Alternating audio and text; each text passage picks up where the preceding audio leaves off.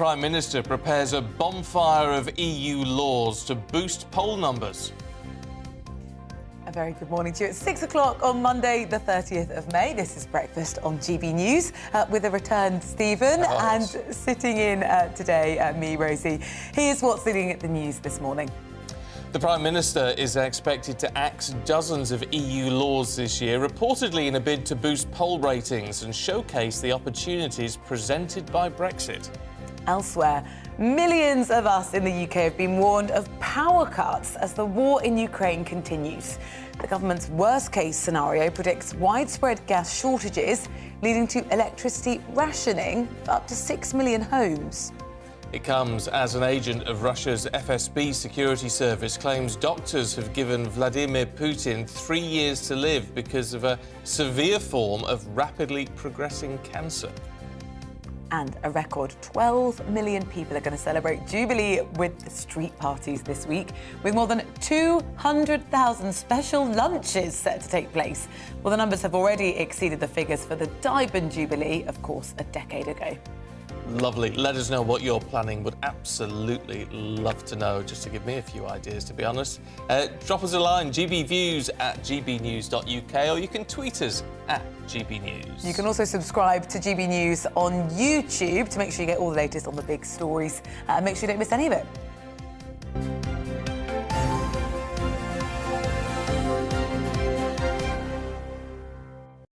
So our main news for you this morning, and the Prime Minister is planning a bonfire of EU laws, reportedly in a bid to show off the opportunities presented by Brexit and, of course, move on from the whole Partygate issue. Well, the initiative is going to focus on cutting EU regulation on the environment, farming, transport and tax, with Cabinet Ministers reportedly hoping that the changes will allow Britain to then outcompete European countries. Well, details of the proposals are going to be revealed alongside the Brexit Freedoms Bill, first announced in the Queen's speech. That bill is intended to make it easier to repeal or amend existing EU law and will lead to the cutting of £1 billion worth of regulation. Well, the new push comes after polling from YouGov over the weekend revealed the Prime Minister could lose his seat at the next general election, alongside other large-scale losses. OK, well, let's get reaction now from Sunil Sharma from the Conservative Friends of the Commonwealth, who joins us now. It's great to see you this morning, Sunil. First and foremost, on this sort of bonfire of EU regulation, what do you make of that? Because, it's got to be honest, we voted for Brexit, it's happened. We do want to see what the difference now, don't we? Good morning. Yeah, for sure. I think, looking at what's happened over the past couple of years, I think it's important that we do start to see some of the benefits, the opportunity Brexit offers. I think we're moving towards, it seems, maybe sort of more of a Singapore-style regulation system, where it is a lot easier for other countries to trade with ourselves. So I think it's a step in the right direction, and maybe something that's long overdue, because a lot of people are waiting to see the benefits from Brexit and how that can have an impact. And speaking sort of on some stuff that we do in terms of the Commonwealth, I think there's an opportunity for a lot of these Commonwealth nations, like your Indias, your Canadas, Australia, New Zealand. So I think it's a step in the right direction. Talk us through what you think Boris Johnson's motivations are. I'm sure the recent polling figures probably would have had some impact onto it. But I think that would have played a massive part, as well as the fact that I think as we're moving forward, and he's got 2 years before the next election, I think people do want to see the impact that the Brexit is going to happen, the things that he's going to be offering.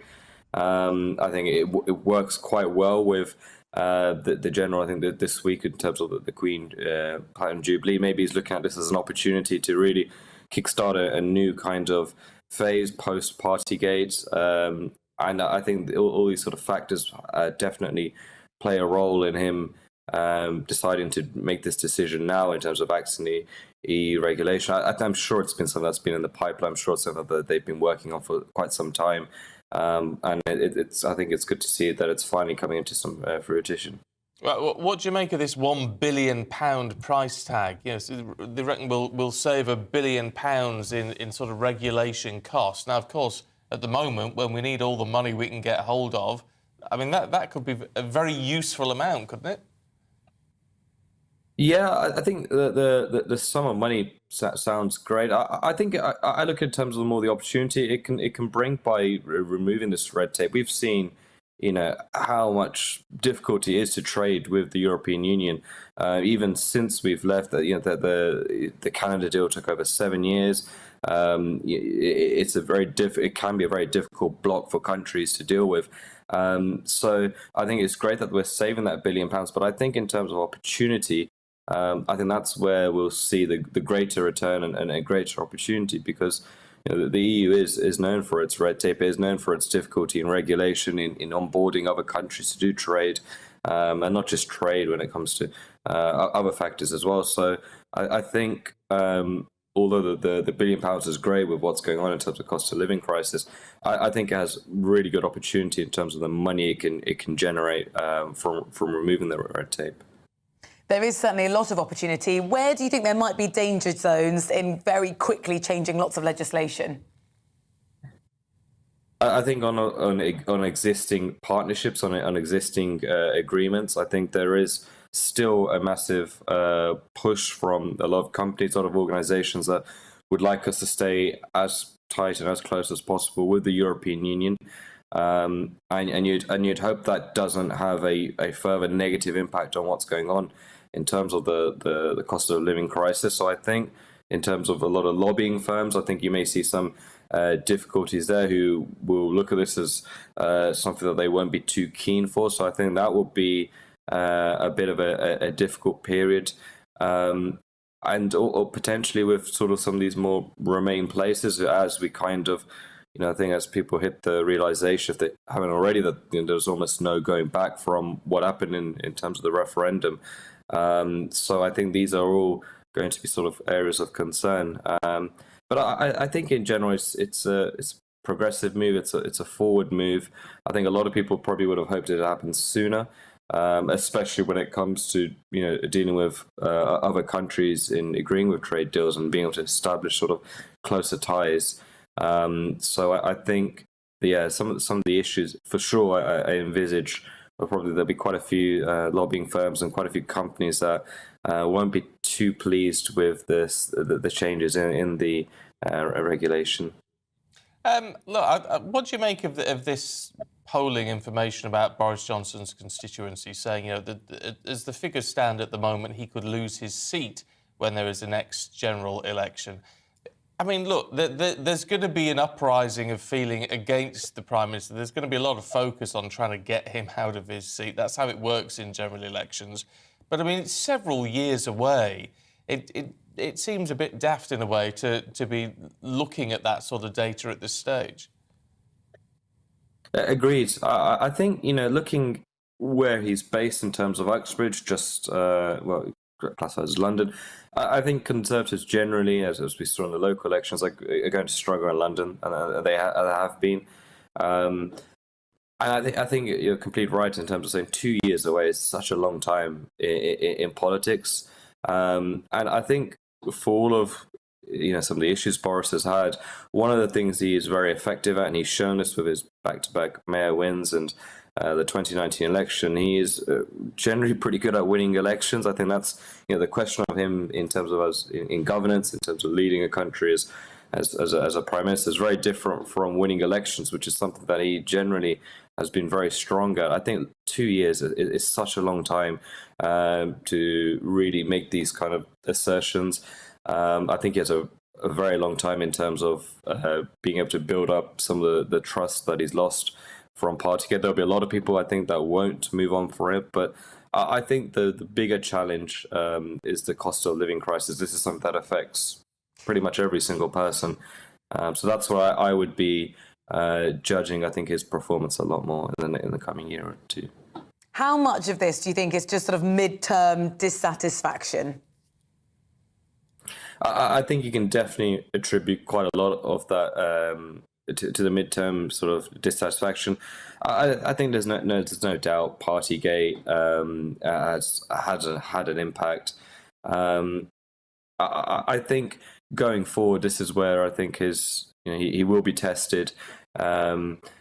I think the cost of living is definitely something that I think will be impacting his performance. I think when you see inflation at its highest point since 1982, you see household bills being on average 20% more in the last year.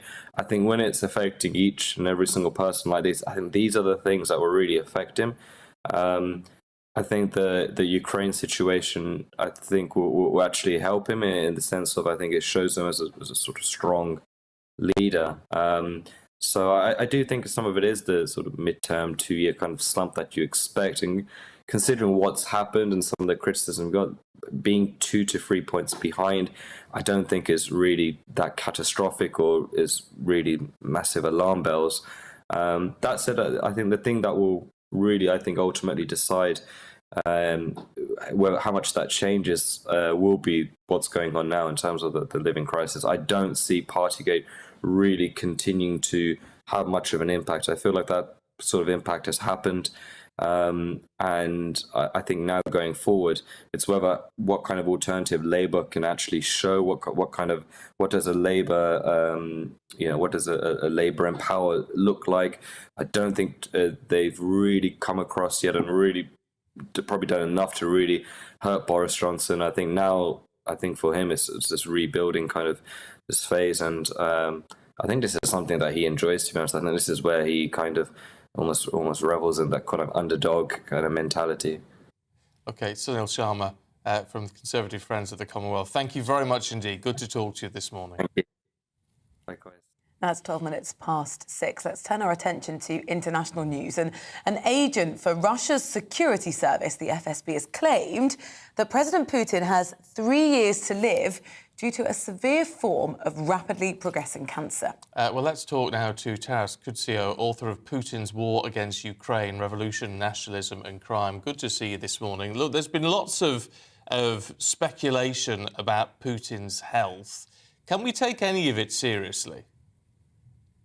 Yes, I think we can take some of it seriously, but we've got to be careful not to, I think, exaggerate and maybe go with the tabloids and like, for example, there was a couple of reports the last day that he's already dead and it's a double.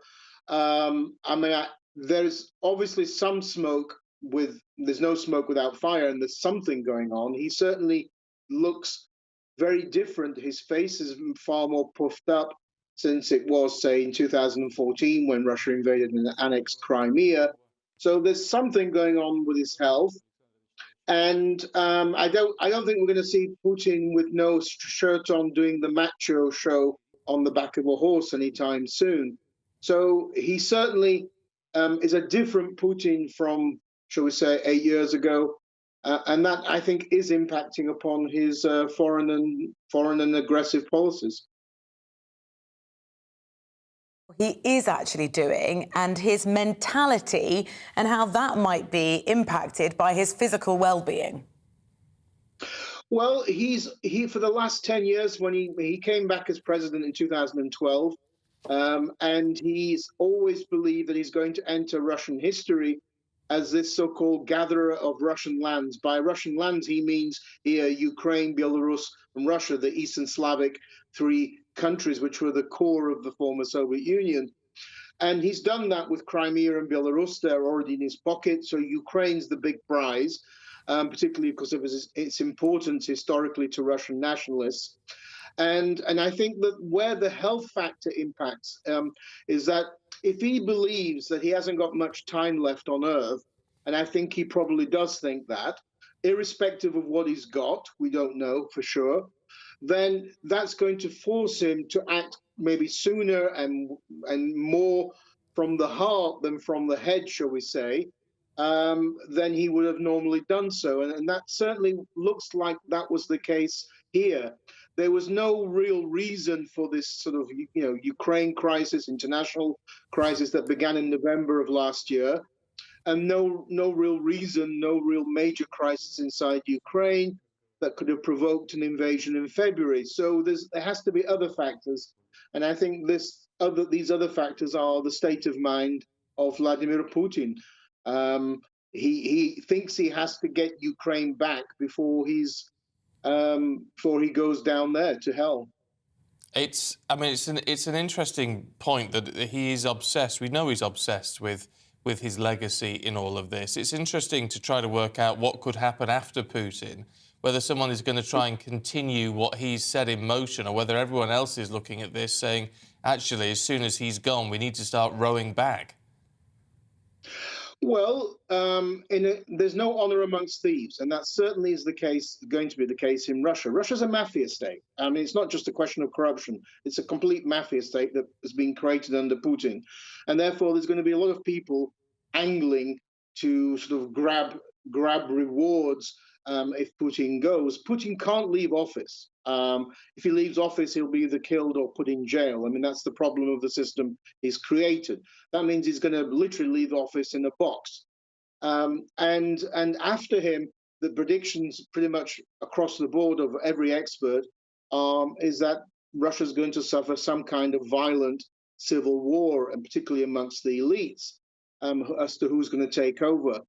I think that it's likely still to be a nationalist. I can't see sort of the Democrats coming to power in Russia, but that nationalist could be more pragmatic, and this is where the hope is, and that he won't be as obsessed with Ukraine, and Putin literally is obsessed with Ukraine, and he may understand that he has to pull back from what's going on in Ukraine in order to get the West to drop its sanctions and to stop crippling Russia's military machine.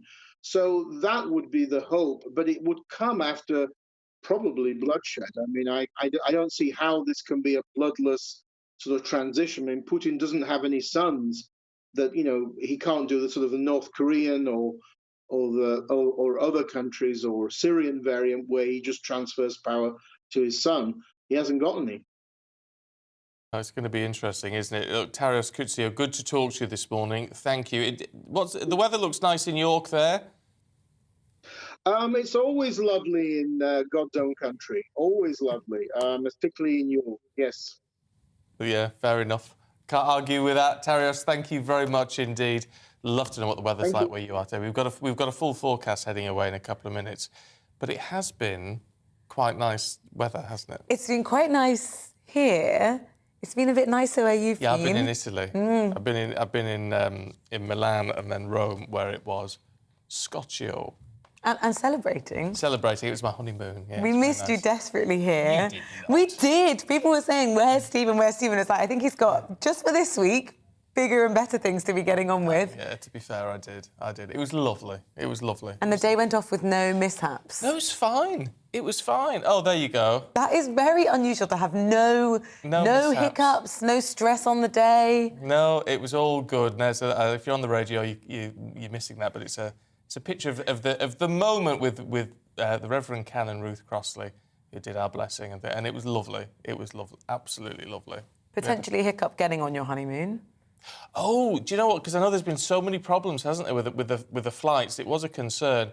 We went to the gate as soon as it opened, because he's military, and therefore that's what you have to do. And as soon as we got there, they said, "Oh, we've had to change the plane.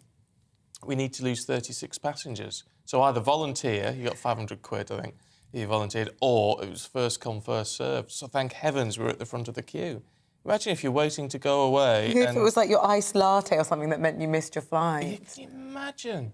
Awful. That was 36 seats. That's a lot of people's holidays disrupted. So or business trip or whatever it might be. That was EasyJet flying out, and we flew back with Jet2. But when we were flying back, we saw on the headlines that EasyJet was having a lot of cancellations in Manchester.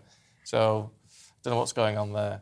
But thank heavens, no, we made it all on time, and I have walked my feet off. We did about 8 miles a day. That's amazing. I have got blisters like you would not believe, ladies and gents. You can keep them under the desk, I think. I think so, but beautiful. Lovely, lovely. Rome is beautiful. And we went to the opera in Milan.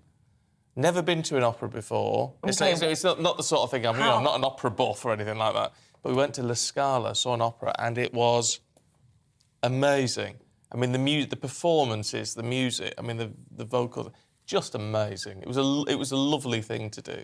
You're making me very jealous. For all of us feeling a bit like, oh, we do for most of us, only have a 3-day week this week. Yes. So let us know how you're celebrating the Jubilee. We'll tell you in the headlines in a second, but it's millions of us, of course, celebrating, particularly if you're hosting a street party and if you're attempting to make the platinum pudding, which is like a very complicated trifle. It was supposed to be something that sort of emulated the Victoria sponge that we could all make from home.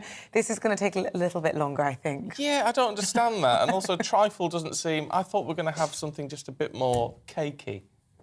Well, there's cake in a trifle, but a lot of other things to go along the side. But anyway, do let us know. You can email us gbviews@gbnews.uk.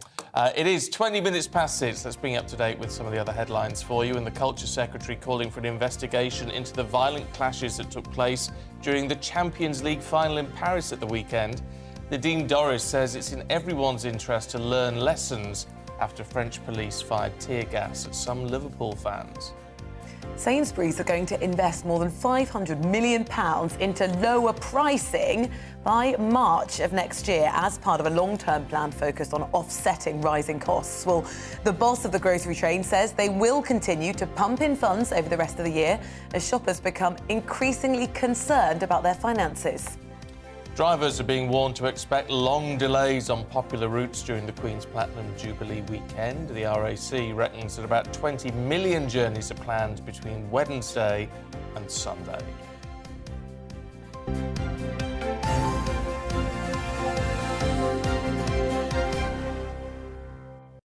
But it's going to be quite a week, isn't it?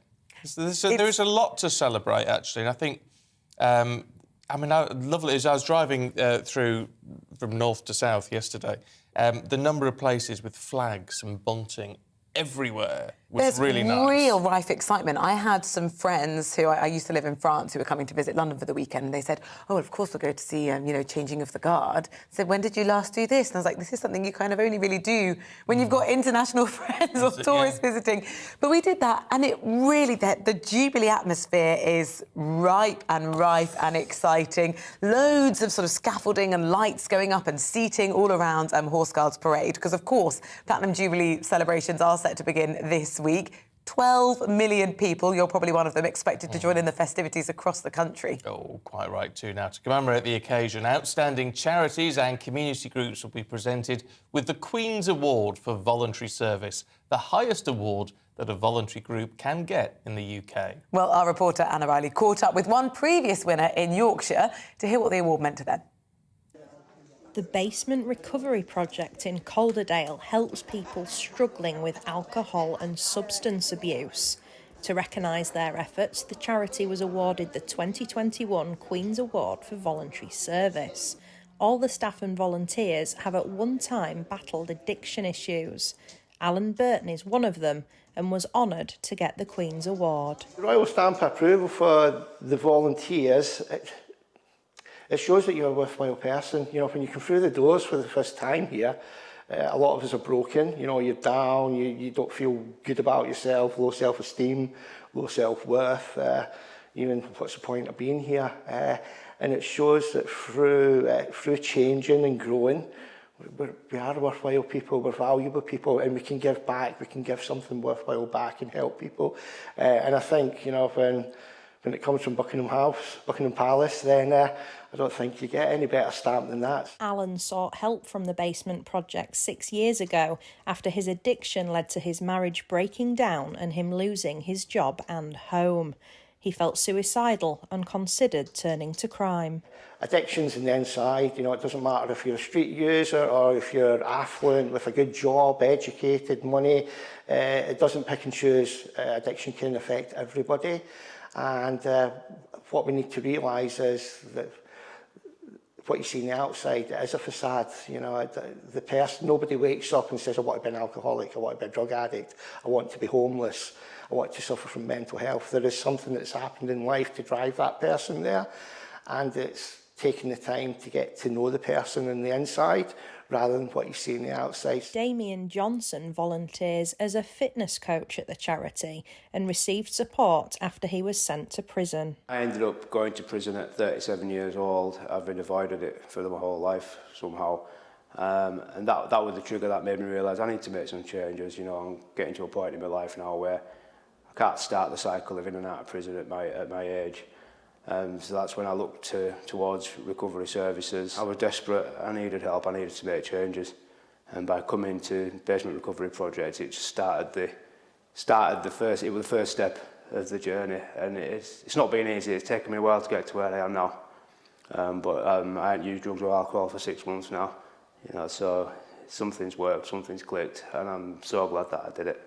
And to add to the honour of being given the Queen's Award for Voluntary Service, an invitation to Buckingham Palace awaits volunteers at the charity this summer. Anna Riley, GB News, Halifax. It's nice to get an award like that, I think. It makes a difference. Still to come, as property prices skyrocket, we'll discuss how to get onto the ladder during this cost of living crisis. That's coming up in just a moment. Looking ahead to today's weather, and it's going to be rather disappointing for late May, with cool and showery weather for many places. There'll be plenty of showers across southwest England this lunchtime, some heavy downpours likely in places, especially through the spine of Devon and Cornwall. Temperatures in the low teens. A good scattering of showers across London and southeast England too, but there should be some sunny spells in between. It's a similar picture across South Wales. Further north across Wales, it's likely skies will be more generally cloudy, still with the risk of showers, generally feeling quite cool too. After some morning sunshine across the Midlands, skies will be increasingly cloudy at lunchtime, with showers breaking out here and there. Even with the light winds, get out of the sunshine and it is going to feel cool. Largely cloudy skies across northeast England, with showers merging into more general rain at times across Northumberland. Temperatures really quite suppressed, barely making double figures in places. Limited brightness on offer across southern Scotland, with the wettest weather likely for the borders, and any rain more showery towards the central belt. Again, it's a chilly feel if you're stepping out. A bit more sunshine across Northern Ireland, but this is going to be interspersed with plenty of showers, some which could be on the heavy side, temperatures around 11 degrees. Showers will continue to affect many parts of the UK for the remainder of the day, with temperatures peaking at 17 Celsius. And that's how your weather's looking today.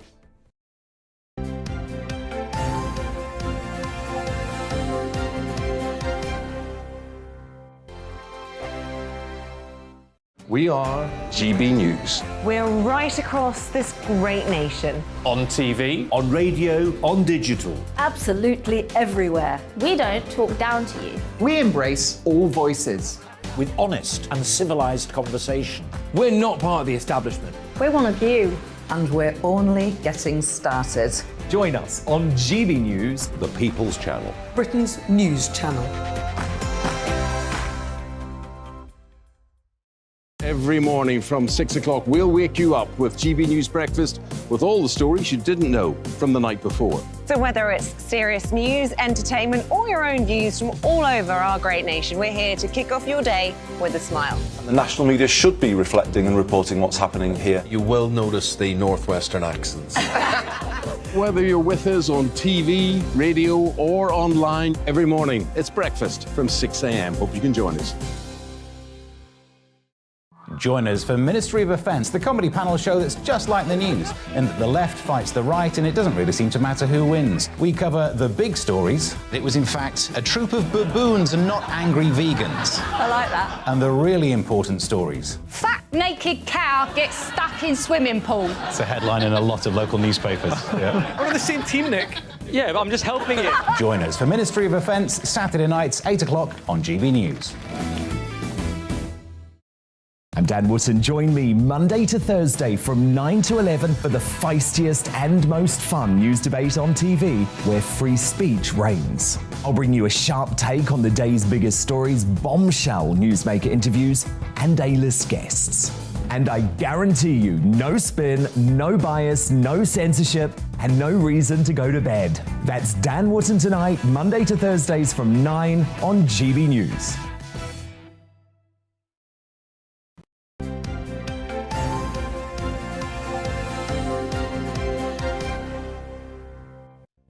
Welcome back to the programme. And Jackie says, hooray, we have our Stephen back. Happy days. So it's great to have him here. Well, technically, I'm still on holiday.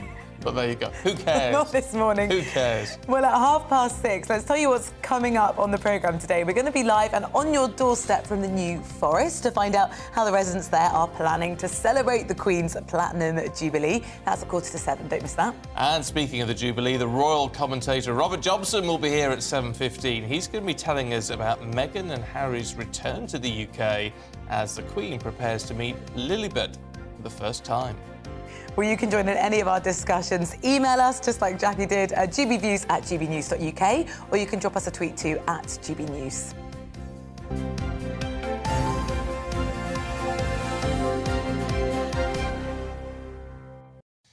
Now, the British real estate company Zoopla has revealed that the average UK house price has exceeded £250,000 for the first time.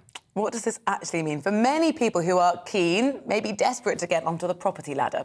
Well, property expert Tayo Oguntonade joins us in the studio. Thank you so much. No worries. Look, we've interviewed countless estate agents, property experts who just keep telling us there is this rise in price. For how long can that be sustained? It's really, really hard to say because at the beginning of the pandemic, most people assumed that prices would have dropped. And that's because nearly every other industry saw a dip in their activity. But the property market managed to keep on going. And that's because of a lot of reasons. There was things like the mortgage payment holiday, stamp duty holiday, we had low interest rates, and we also had things like 5% deposits coming back in. And that kind of stimulated the demand. And it's really lasted really, really long. We've seen it last for about 2 years plus. And now we've seen average house prices exceed 250,000, which is quite a lot. So buyers are finding it really, really tough right now. Is there a market, though, for the... I mean, first-time buyers, that's a problem. We'll talk about that in a second. But for those people who are moving up the ladder, is there a market there for people to sort of move on and upgrade, if you like? Yes, absolutely. It's a seller's market at the moment. So if you list your property right now or listed it in the last 2 years, you'd find that you'd have a lot of demand. I guess the only tricky thing is that when you want to buy your next property, generally speaking, there's a lot of demand for that property as well. So you may have trouble competing for the next property. But ideally, if you want to sell your property, you would see that you'd get really, really good prices at the moment, as we've seen house prices have continued to grow and grow and grow. Some people are really, really struggling to get that first leg on the ladder, and they might have saved in the pandemic. Some people, of course, this was really fortunate. They could save during that time, but they're looking at inflation now and thinking, my savings are wasting away, but your savings are buying you less if you want to buy. Yeah, this is the problem, right? And this is why people are really desperate to get into property, because a lot of people use property to hedge against inflation. But at the moment, they're seeing their savings dwindle away. I think for a lot of people, especially first-time buyers, you could look into things like the lifetime ISA, where the government will give you a 25% bonus on your savings up to £4,000 per year, and try and just leverage as much information as you can to try and ensure that your pound is worth a lot more when it comes to buying property. What does all this mean for the rental market? So it's very, very difficult for the rental market as well. And the main reason is because the underlying factor for all of this is that demand is way higher than supply. And that's an issue we've had in Great Britain for quite some time. We're not building enough houses at all. So this is becoming a big problem. And the stimulants that I mentioned earlier are just making it so demand increases even more and supply is a lot lower. I mean, that's the concern. I mean, I know there's plans to build about 300,000 houses a year. I mean, it's one of those things I think, when are we going to run out? When are we going to run out of space? We are running out of space at the moment as it is, and even that target of 300,000 a year, we never meet the target. And there's a lot of reasons for that. We've got a shortage of construction workers, a shortage of materials as well. Materials are getting more expensive. So that's one of the fundamental issues, that we're just not building enough and we don't have enough space as well. Sort of if you can't afford to get on the housing ladder, if you can't afford to buy because you can't afford the deposit, and your rental's going up and up and up, it's like you're never going to get that money saved, are you? This is the tricky thing, right? And there just needs to be more done to assist people. So things like the lifetime ISA, where the government give a 25% bonus, is great. But I think that there just needs to be more and more government intervention, especially when it comes to building more houses as well. House building in the UK is dominated by people doing it for commercial benefit, right? We need the government to do more so that we have more non-for-profit buildings coming up in general, effectively. OK. Tayo, really good to see you this morning. Next time, come back with a bit more positive news. That's what we say. We will see you again very soon, I hope. Thank you very much. Well, I guess positive if you're selling. Well, it is. I know. It is that getting on the ladder. Once you're on, and then your mortgage often costs less than you'd pay in rent. This is the thing. So it's like a lose-lose if you're on the rental market at the minute, I think. Well, right now it's 25 to 7. A very good morning to you. And coming up here, we're going to be taking a look through the newspapers. Joining us in the studio, Nigel Nelson and Liz Kershaw. See you after this.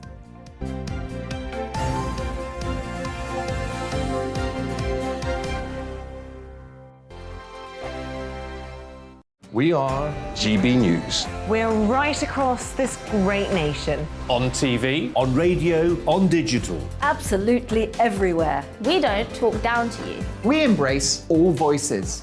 With honest and civilised conversation. We're not part of the establishment. We're one of you. And we're only getting started.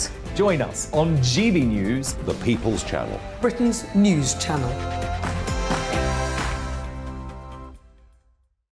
Every morning from 6 o'clock, we'll wake you up with GB News Breakfast with all the stories you didn't know from the night before. So whether it's serious news, entertainment, or your own views from all over our great nation, we're here to kick off your day with a smile. And the national media should be reflecting and reporting what's happening here. You will notice the northwestern accents. Whether you're with us on TV, radio, or online, every morning, it's breakfast from 6 a.m. Hope you can join us. Join us for Ministry of Offence, the comedy panel show that's just like the news, in that the left fights the right and it doesn't really seem to matter who wins. We cover the big stories. It was, in fact, a troop of baboons and not angry vegans. I like that. And the really important stories. Fat naked cow gets stuck in swimming pool. It's a headline in a lot of local newspapers. Yeah. We're on the same team, Nick. Yeah, but I'm just helping you. Join us for Ministry of Offence, Saturday nights, 8 o'clock on GB News. I'm Dan Wootton. Join me Monday to Thursday from 9 to 11 for the feistiest and most fun news debate on TV, where free speech reigns. I'll bring you a sharp take on the day's biggest stories, bombshell newsmaker interviews, and A-list guests. And I guarantee you, no spin, no bias, no censorship, and no reason to go to bed. That's Dan Wootton tonight, Monday to Thursdays from 9 on GB News.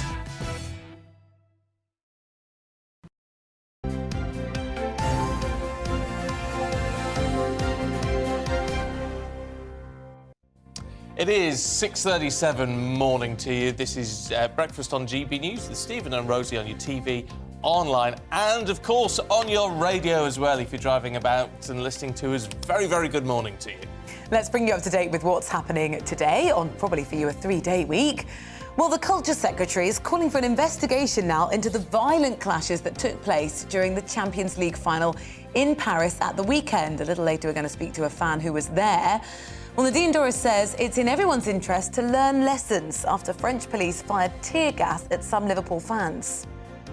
The Prime Minister is reportedly looking for ways to appease Conservative rebels as a number of MPs calling for a no-confidence vote apparently rises. It follows new allegations of a second gathering on the evening of Boris Johnson's birthday and reports in the Sunday Times that details an event may have been edited out of the Sue Gray report. Ministers are being warned of potential power cuts affecting up to 6 million homes this winter. Well, the Times newspaper says the government is drawing up plans to ration electricity in case of major industrial gas shortages caused by Russia cutting off supplies to the EU.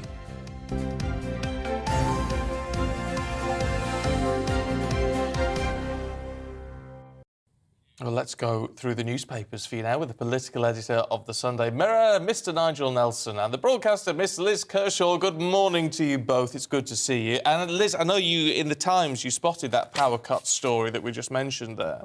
Yes, I mean, I'm old enough, hands up, to remember, and I think Nigel is as well at this table, sitting doing your homework or that's right. having your tea by candlelight in the 70s. Me too. You are? Yeah. Oh, I thought you were only 37. Oh, yeah, I wish. Anyway, that was because there were miners' strikes and picketing power plants and everything else. This one, of course, if it comes off, is because of the war in Ukraine and sanctions on Russian gas and oil supplies. Now, we're repeatedly told since the war broke out that the UK only gets 4% of its energy from Russia, and we're, pretty secure energy-wise because we get most of ours from Norway. Well, that's a problem when winter comes because everybody's now scrambling around. We're competing with all the other countries in Europe who are trying to cut off Russian supplies, and they're all begging Norway for energy as well. And these huge containers ships coming in from the likes of the USA with frozen liquid gas in them. So it's going to be a mad scramble, and we're being warned that there might be power cuts, so no electricity in the peak hours when everybody's getting up and having a shower and putting the kettle on and going to work. So early morning and tea time. Now, the thing is with this, it's not the government's fault that there's a war in Europe and, and the sanctions, I agree with. I think most people do. However, have we got ourselves into this mess? Because we've adopted this policy of shutting down our coal-powered energy plants when China's opening a new one every week, and we've closed our mines for the coal, so we import it from places like Brazil.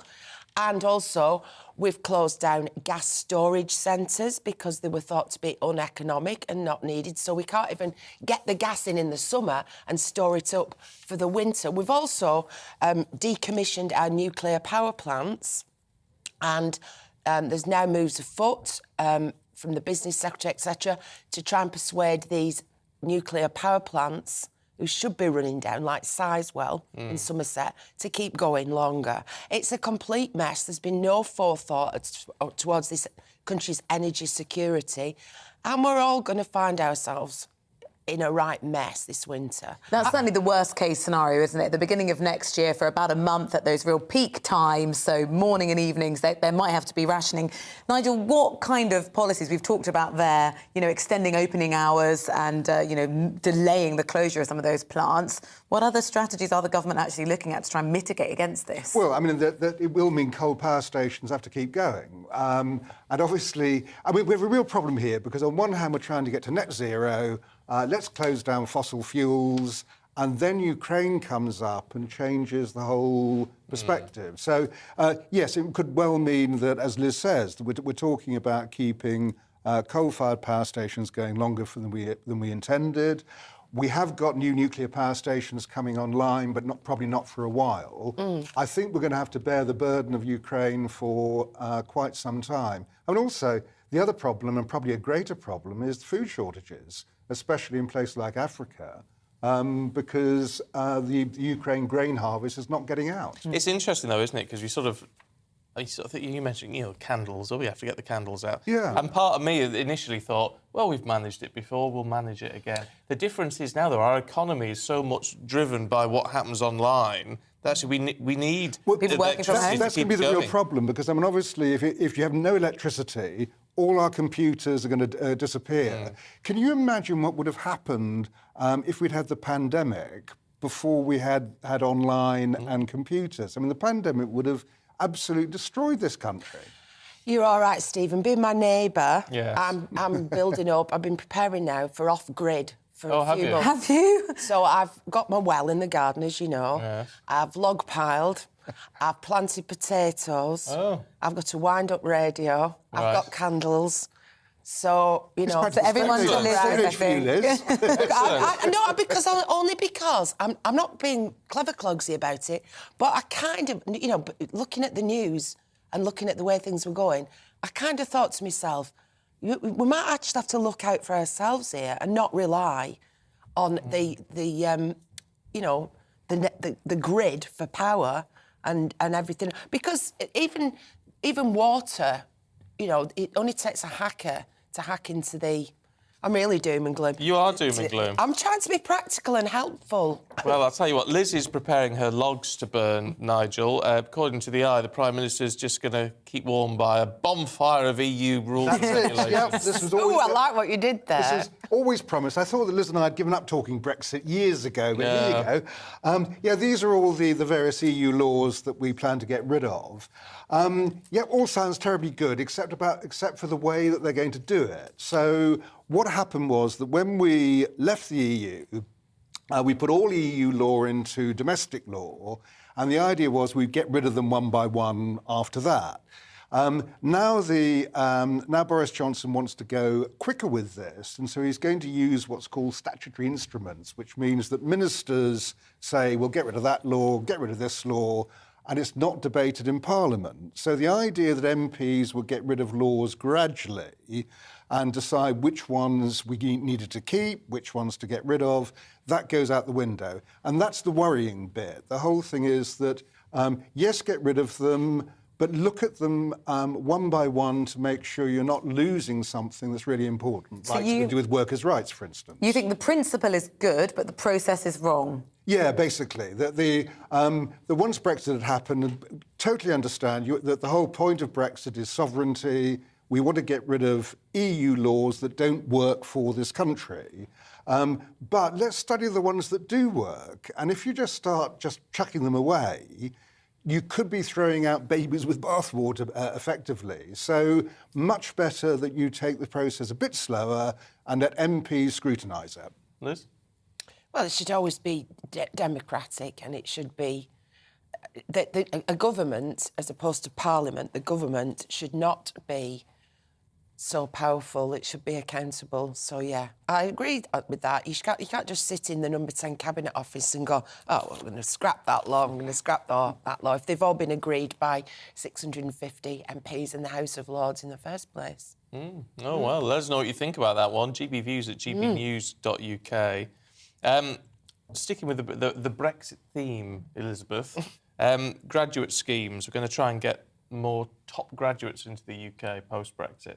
Yeah, I mean, there was an article in one of the papers over the weekend about the number of foreign students that in a higher and higher proportion in our universities.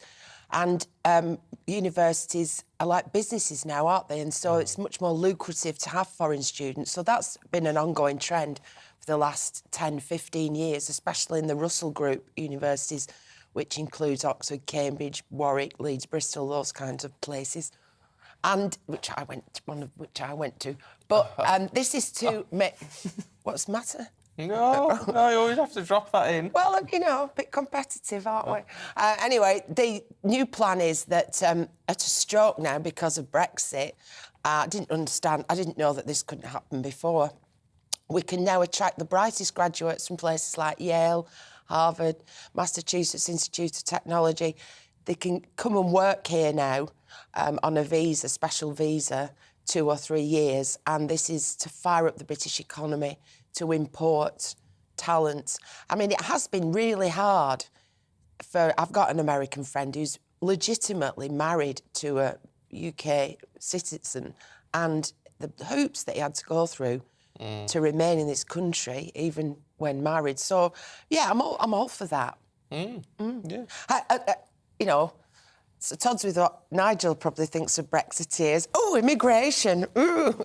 Actually, I'm in favour of this too. Good. It makes sense. Let's get the brightest and the best that we can bring into the country, provided there are specific jobs for them to come to, and they pay the NHS levy, which they're going to. Yeah, this is fine. Well, they have to pay that, but they don't have to have a job arranged before they come with this scheme. That's the difference. Right. Let's talk about the NHS, because there's a story, Nigel, in the Express. This idea, some people calling that if you miss your GP appointment, you should be fined. Well, I've got some sympathy with this. I mean, it costs £175 million a year by people simply not turning up.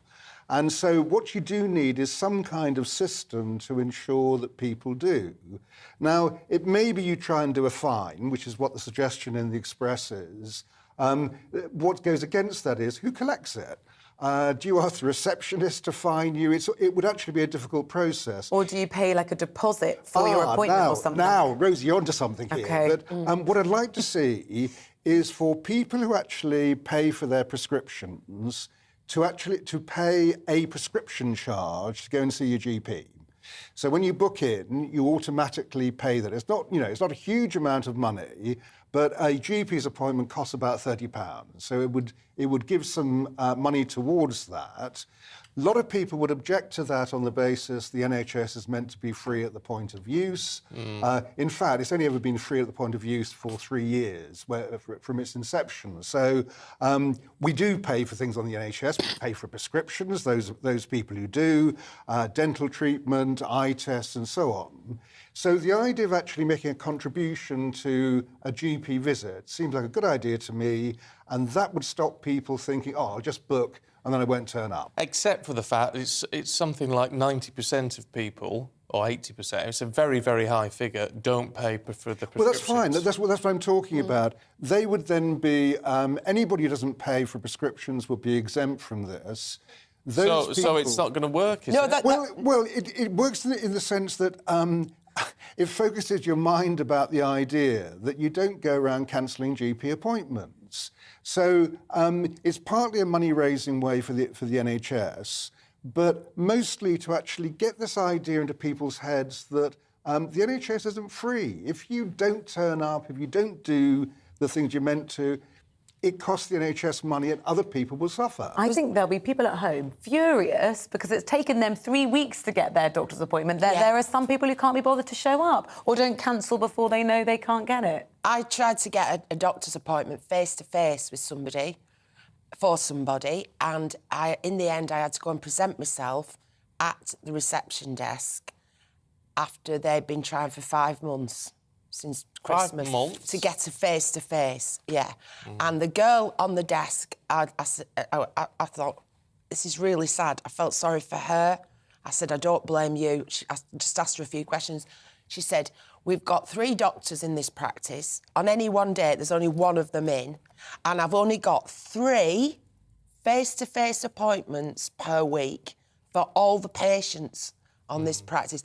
Anyway, I think you should have to pay something. I think our rose-coloured spectacles have to come off.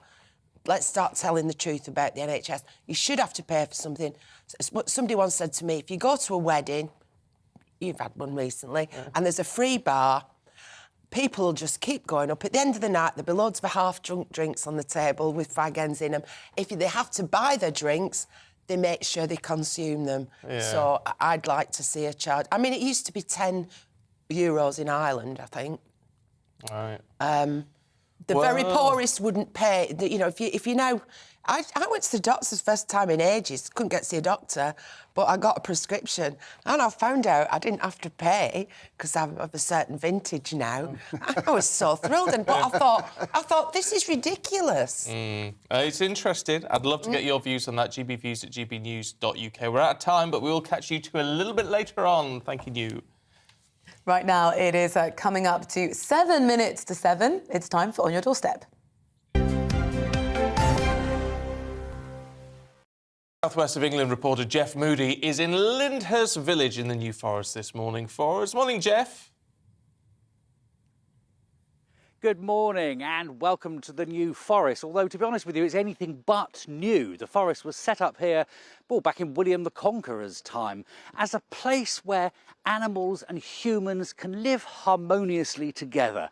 I mean, quite how he expected them to be harmonious, I don't know, seeing as he hunted them. But they don't hunt them so much anymore, but they do live together. And literally, if you head that way behind me, you can see all sorts of donkeys, ponies, horses, cattle, sheep, pigs too, squirrels, foxes, the lot. And they live in the forest alongside 180,000 humans too. And I'm told it's pretty harmonious, but let's see who's out and about this early. Hello, somebody's up already. Well, why wouldn't you be up though? It's such a beautiful morning and you're surrounded by nature.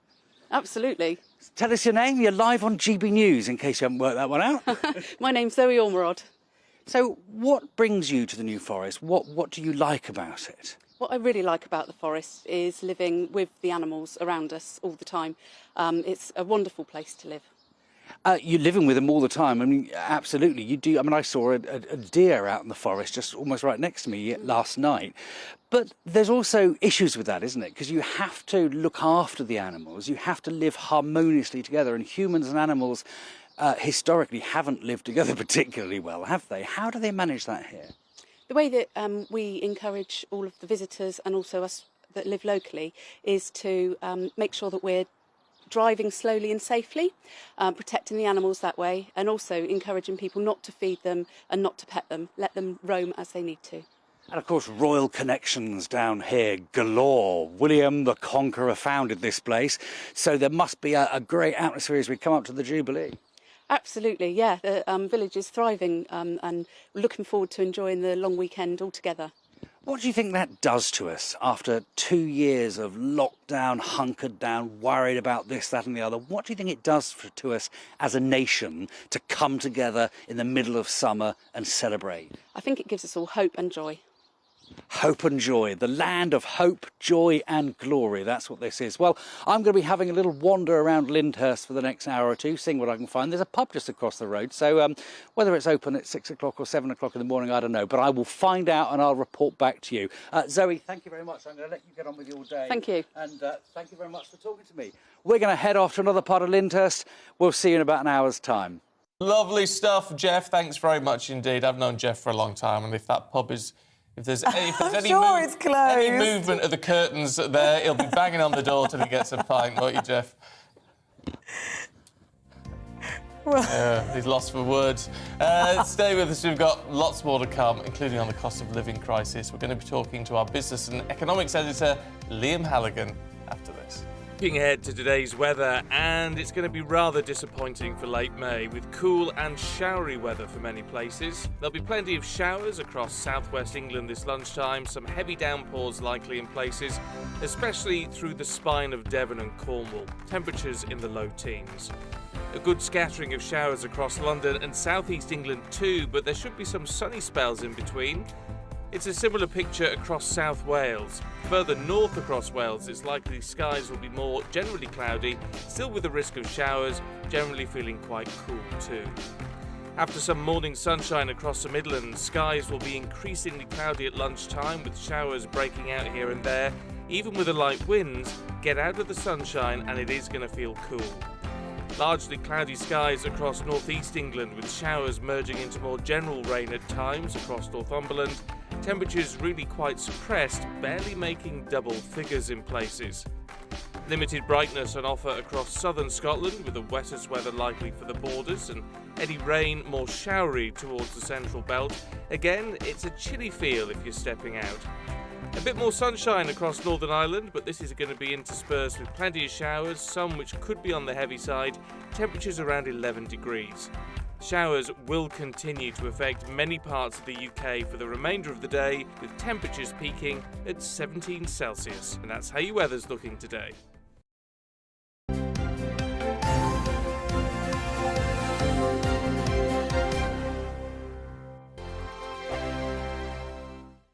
We are GB News. We're right across this great nation. On TV, on radio, on digital. Absolutely everywhere. We don't talk down to you. we embrace all voices. With honest and civilised conversation. We're not part of the establishment. We're one of you. And we're only getting started.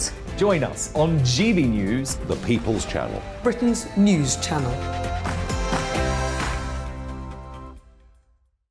Every morning from 6 o'clock, we'll wake you up with GB News Breakfast with all the stories you didn't know from the night before. So whether it's serious news, entertainment, or your own views from all over our great nation, we're here to kick off your day with a smile. And the national media should be reflecting and reporting what's happening here. You will notice the northwestern accents.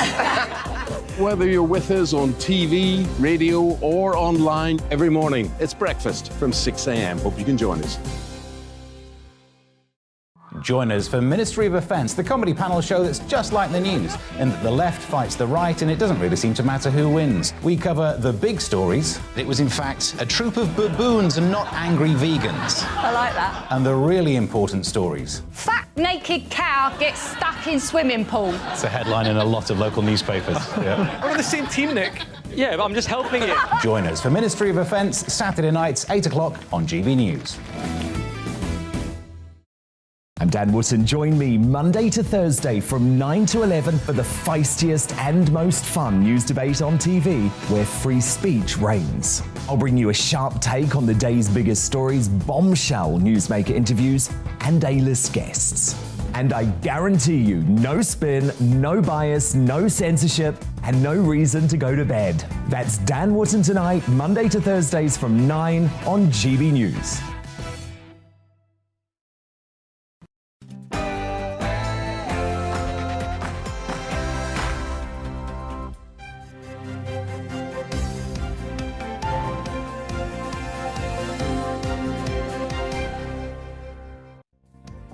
The Prime Minister prepares a bonfire of EU laws as he attempts to move on from Partygate.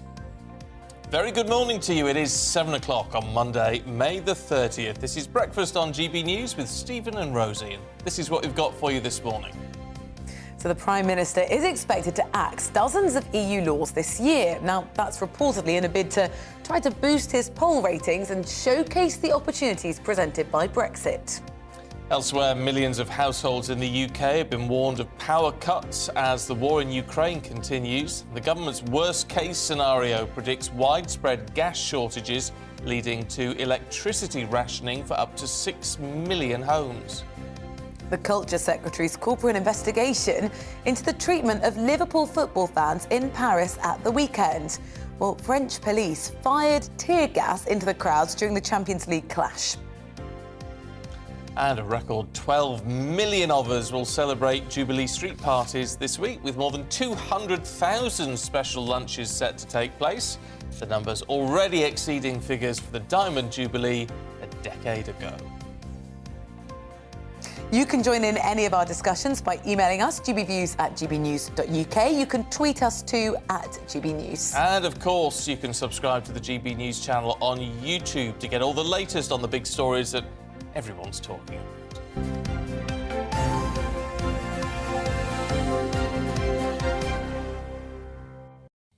So let's look at our top story today. The Prime Minister's planning, well, what the Eye certainly described it as a bonfire of EU laws, reportedly in a bit of a bid to show off the opportunities presented by Brexit and to attempt to move on from Partygate. Now, the initiative will focus on cutting EU regulation on the environment, farming, transport and tax, with Cabinet Ministers reportedly hoping the changes will allow Britain to outcompete European countries. Well, details of the proposal will be revealed alongside the Brexit Freedoms Bill, first announced in the Queen's speech. The bill's intended to make it easier to repeal or amend existing EU laws, and it will lead to the cutting of £1 billion worth of regulation. Now, the new push comes after polling from YouGov revealed the PM could lose his seat at the next general election, alongside other large-scale losses, apparently. Well, political commentator Charlie Sanson joins us now in the studio. What's your sort of gut reaction to this? It looks like, on the surface at least, a streamlining of our legislation and potentially a bit of a vote winner for Boris Johnson. I think it's cynical, if I'm honest. I think that many of the things that he's done since this scandal's come out has been to win over voters, and I don't know if this is going to cut it personally. That's part of his job, though, isn't it? Winning over voters? It is, but I'm not too sure that they'll see through this one. It's interesting because, of course, a lot of people want to see, now Brexit has happened, they want to see these changes come into force. Absolutely. Speeding up the process. I voted for Brexit, so I completely agree. But I think the timing, it comes into play with all this stuff that's going on right now. But it's going to take several years, isn't it, to implement? Therefore, I suppose it goes with the timing, but, you want these things to be starting to happen once we get round to the next election. Absolutely, you're absolutely right. I think that it's good that he wants to implement them now. But I think that the now is the thing that people are going to focus on. Why is he doing this now? So tell us why. You are obviously cynical about this. Explain the justification for that. I think he wants to claw back support from the core voters in the party that are upset about Partygate, that are upset about the handling. Obviously, you've got reports of things being hidden.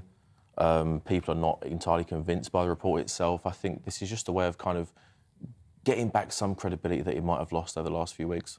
Yeah, but you have to say a lot of people at home are all for this. We had quite a few of you get in touch. Morning to you. Paul in Stoke-on-Trent says, we will get the benefits from Brexit when Boris and his government finally finish it.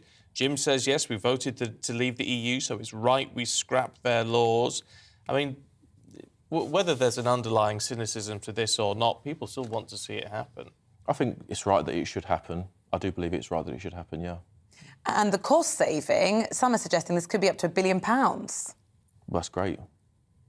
Gosh, you seem so totally uninspired by this. It doesn't have anything to do, I have to be honest, I'm uninspired by it because I realise that this is all to save his career. I understand that he's under pressure, and What would you prefer him do then? I think there are other examples from Partygate where people have taken the hit for him in terms of Allegra Stratton has taken damage from this. You've had Sean Bailey who quit, who is the mayoral candidate for London.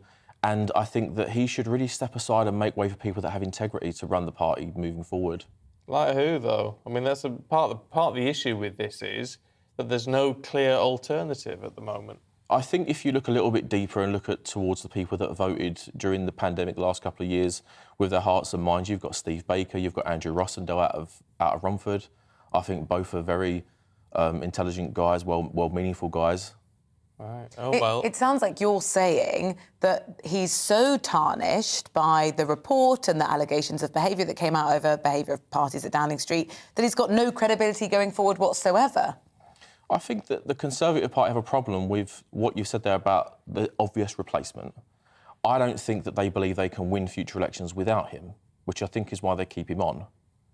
But he is a vote winner in that sense. He's a man who knows how to campaign. He can campaign, but when you want to get the country moving forward, can you have the man at the top, someone you can't trust, and someone who has proven time and time and time again that you cannot trust him? Well, what do you say to those people who say, well, look, whatever happened with Partygate, that's done, now let's get on with it? I've got to say, it's not all, but what a lot of our viewers and listeners think. I mean, I empathise with that point of view, but I am more towards, does the man have integrity? And I don't think he does anymore. OK, look, Charlie, really good to talk to you this morning. Thank you very much indeed. Appreciate that. Love to get your thoughts on that.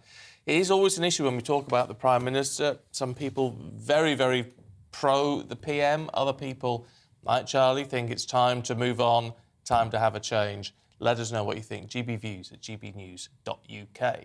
Right now, it's 7:07. A very good morning to you. Now, an announcement on an increase in the living wage is potentially going to be brought forward to September due to the unprecedented rate at which prices are rising. So what will this increase actually mean for your household? Let's talk to our economics and business editor, Liam Halligan, who joins us now. Morning to you, Liam. What do you reckon to this?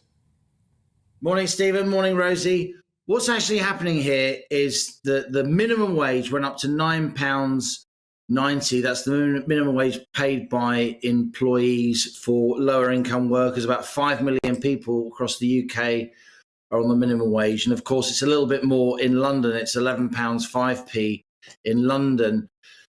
What's happening here is there's a charity called the Living Wage Foundation. And what they do is they publish their view of what the minimum wage should be going forward. It's not a government body, it's a charity. And ordinarily, the Living Wage Foundation says in September what it thinks the minimum wage should be to be introduced the next April. They normally say that in November. What they're going to do is going to bring that forward to September in order to try and raise awareness of where they think wages should be. This doesn't mean, I'm afraid, that the government is going to increase the minimum wage earlier than it otherwise would, which is every April. It's set every April. What this points to, though, the Living Wage Foundation is a very important charity. What this points to is a sense that wages are not keeping up with prices, and we know they're not. Many GB News viewers and listeners will know that. The official rate of inflation is 9%. That means that the cost of living is apparently 9% higher now than it was this time last year. For lots of us, the idea it's only 9% more is a bit of a joke. We feel that our bills have gone up a lot more than 9%. So there is obviously pressure from trade unions to push up wages, both in the public and the private sector. We've seen this dispute with the RMT on the trains. I'm sure there'll be public sector disputes as well going forward. But more generally, there's a sense that wages are not going up, if they're going up at all, as fast as prices. Living standards are slipping. And this announcement by the Living Wage Foundation that they're thinking of bringing forward the moment when they say what the next minimum wage should be points to that trend. So, stating the obvious, what you're saying, Liam, is that the rise in minimum wage won't do anything to mean that you can afford the current cost of living. The minimum wage has just gone up quite substantially, but it's not gone up nearly as fast as the rate of inflation. So the Living Wage Foundation, they're going to say earlier what they think the next minimum wage should be in order to, generate public debate and put pressure on the government. It's happening everywhere, this sense that inflation is running away from us, right across all parts of the economy. Many of us aren't getting any wage rises at all. We're getting a lot less. And if we are getting wage rises, it's less than the rate of inflation, which of course means our living standards fall. And this is why one reason why Rishi Sunak did the emergency budget last week that we're not allowed to call an emergency budget, because when purchasing power falls across the economy, when people's spending power is less, that means the economy slows down. That means firms get less money. There's less tax revenue. And that's why the Tories now are trying to boost the economy. But in doing so, they're really upsetting some of their core supporters who feel, there's lots of stuff in the Sunday papers about how Rishi Sunak and Boris Johnson, they kind of ushered in an era of sort of Jeremy Corbyn style economics, the highest tax rates since Anna and Bevin, just after the Second World War. There's lots of Conservative voters, and particularly on the Conservative backbenchers, who think it would be better, rather than borrowing lots of money and raising spending in that way, to cut tax. Remember, on many of the lowest paid people, Rishi Sunak just introduced an increase in the rate of national insurance. Remember, we were talking about that just a few weeks ago. So why not lower the rate of national insurance? Why not take those renewable subsidies off your electricity bill rather than borrowing and spending and handing out money? This is the kind of, I've just listened to your very interesting conversation with your previous guest. This is the kind of philosophical, theological, if you like, debate going on at the heart of government. Should they be a borrowing and spending party, or should they be a lower tax party? And that's a conundrum that I don't think Boris Johnson or Rishi Sunak have managed to work out yet. No, look, with all of this, and obviously a lot of people watching will say, well, one way or another, we do need considerably bigger pay rises. Absolutely. But now I'm no economics expert, Liam, but thank heavens we've got you. But doesn't that at least lead to the risk of increased or hyperinflation at some point if everyone's just getting paid more?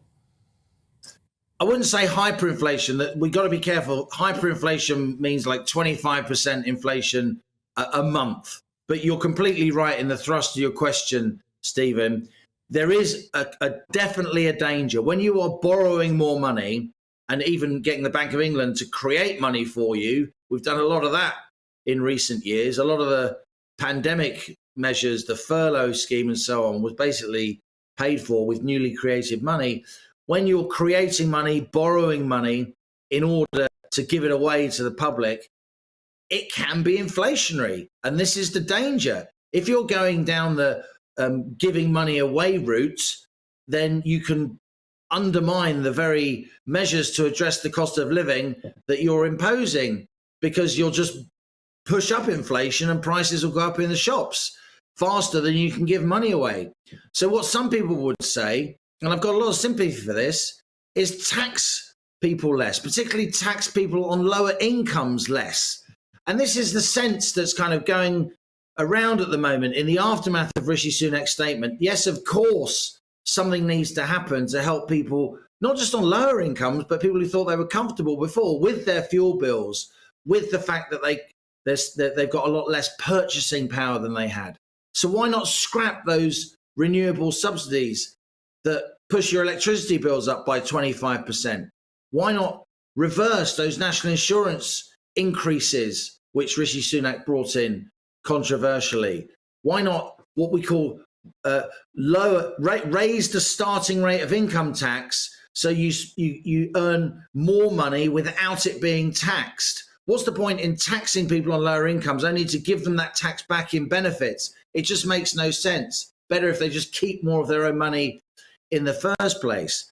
And yes, of course, millions of British households are suffering now. And it brings me no pleasure to say, I think the cost of living crisis will get worse before it gets better. But be in no doubt, this has sparked an absolutely huge debate within the heart of not just the Conservative Party, but within the heart of government. There's splits across the cabinet about this. And Rishi Sunak, who was previously seen as a kind of low tax, keep more of your own money kind of guy, seems to have transmogrified, if you like, into a borrow more money, give more money away kind of guy. So I personally think that we're going to see a lot of rows about this going forward. And it may be, even Sunak himself, he said, didn't he, during his spring statement, I'm raising taxes now, but I'm going to lower taxes before the general election. I'm going to take a penny off income tax. Well, people are saying, well, why not do that now? Because the help is needed now. Oh, it's interesting stuff. I could listen to you all morning, Liam. Thank you very much indeed. Thankfully, you can listen to Liam for longer because he's going to be on the show, of course, on The Money, on GB News at 1 o'clock today, as always. It's so important, isn't it, when someone can just take this information, which is very complicated, really, and make it understandable. Explain what it means for your bank balance, basically. Liam, thank you very much. Well, right now, it's just gone 7:15. A very good morning to you. Let's bring you up to date with what else is happening this Monday morning. The Culture Secretary is calling for an investigation into the violent clashes that took place during the Champions League final in Paris at the weekend. Nadine Dorris says it's in everyone's interest to learn lessons after French police fired tear gas at some Liverpool fans. The Ministry of Defence says Russia's fighting forces are experiencing poor morale and discipline problems amid credible reports of mutinies. The latest intelligence suggests Moscow will have suffered devastating losses along its mid and junior ranking officers, leading to units becoming less effective. Drivers are being warned to expect long delays on popular routes during the Queen's Platinum Jubilee weekend. The RAC estimate that nearly 20 million journeys are planned between Wednesday and Sunday.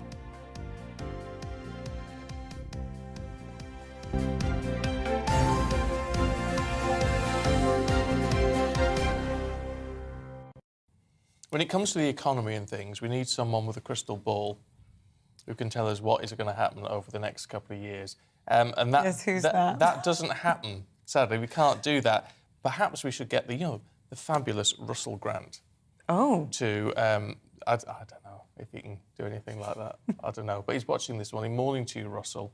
It's good to have you with us. He's a lovely man and a stalwart of British television for years and years and years. Well, very good morning. And yet, if you've got a crystal ball and you know what's coming, tell Liam. He could do with that for On the Money as well. Plus, he's not. He reads the stars.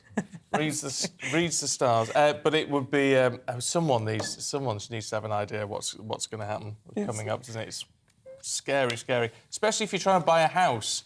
At the moment, Jan's been in touch. Morning to you, Jan. She says the biggest problem is youngsters leaving home so young, either to university or to live with friends and partners. If they have a full-time job and live with their parents, the £500 a month rent and their bill money could go straight into the bank towards a deposit. Not many can rent and save. I don't know that they do. I get your point, Jan. I do. I just don't know if they... I thought people were leaving home later now than they used to. I mean, maybe I'm right. I might be wrong, Jan. You might be totally right on that. Well, you might be motivated to do that because, morning to Keith, who says, I've been trying to get on the ladder for years. Half of my salary went straight to the rent. You just cannot save. I think that's part of the problem. Well, if you were living at home, you'd probably be saving... I mean, hopefully you'd make some kind of contribution. But that is an easier way to save. And then, you're looking right now at inflation. You think, my goodness, as fast as I can, I want to try and do something with these savings if I've managed to collect them. Got to say hello to Greg this morning, who says, "Good morning, Stephen and Rosie. We've set our house up ready for the Jubilee. Can't wait." And there's a lovely picture there of their house, all decorated with bunting and flags and all the rest of it. Looks lovely. Yeah, loads of us are going to be hosting street parties, and already, well, particularly London's got this real atmosphere, buzz, hype around it. I had some international friends here over the weekend, so we went to see changing of the guards at Horse Guards Parade, which was great fun. But, of course, they're just now days to go. You've probably only got 3 days at work this week, unlike Stephen, who's got quite a few. I think I might have 7, but we'll wait and see. There's only a few days to go now until the Queen's Platinum celebrations. The whole country sort of gearing up for the festivities. 12 million people, it's not quite the whole country, but a lot of us, expected to pay tribute to Her Majesty at street parties this weekend. Oh, yeah, we're off to a street party. Me and Anne are going to a street party on Sunday. We're doing the show from a street party somewhere near Wolverhampton. Will be very, very nice.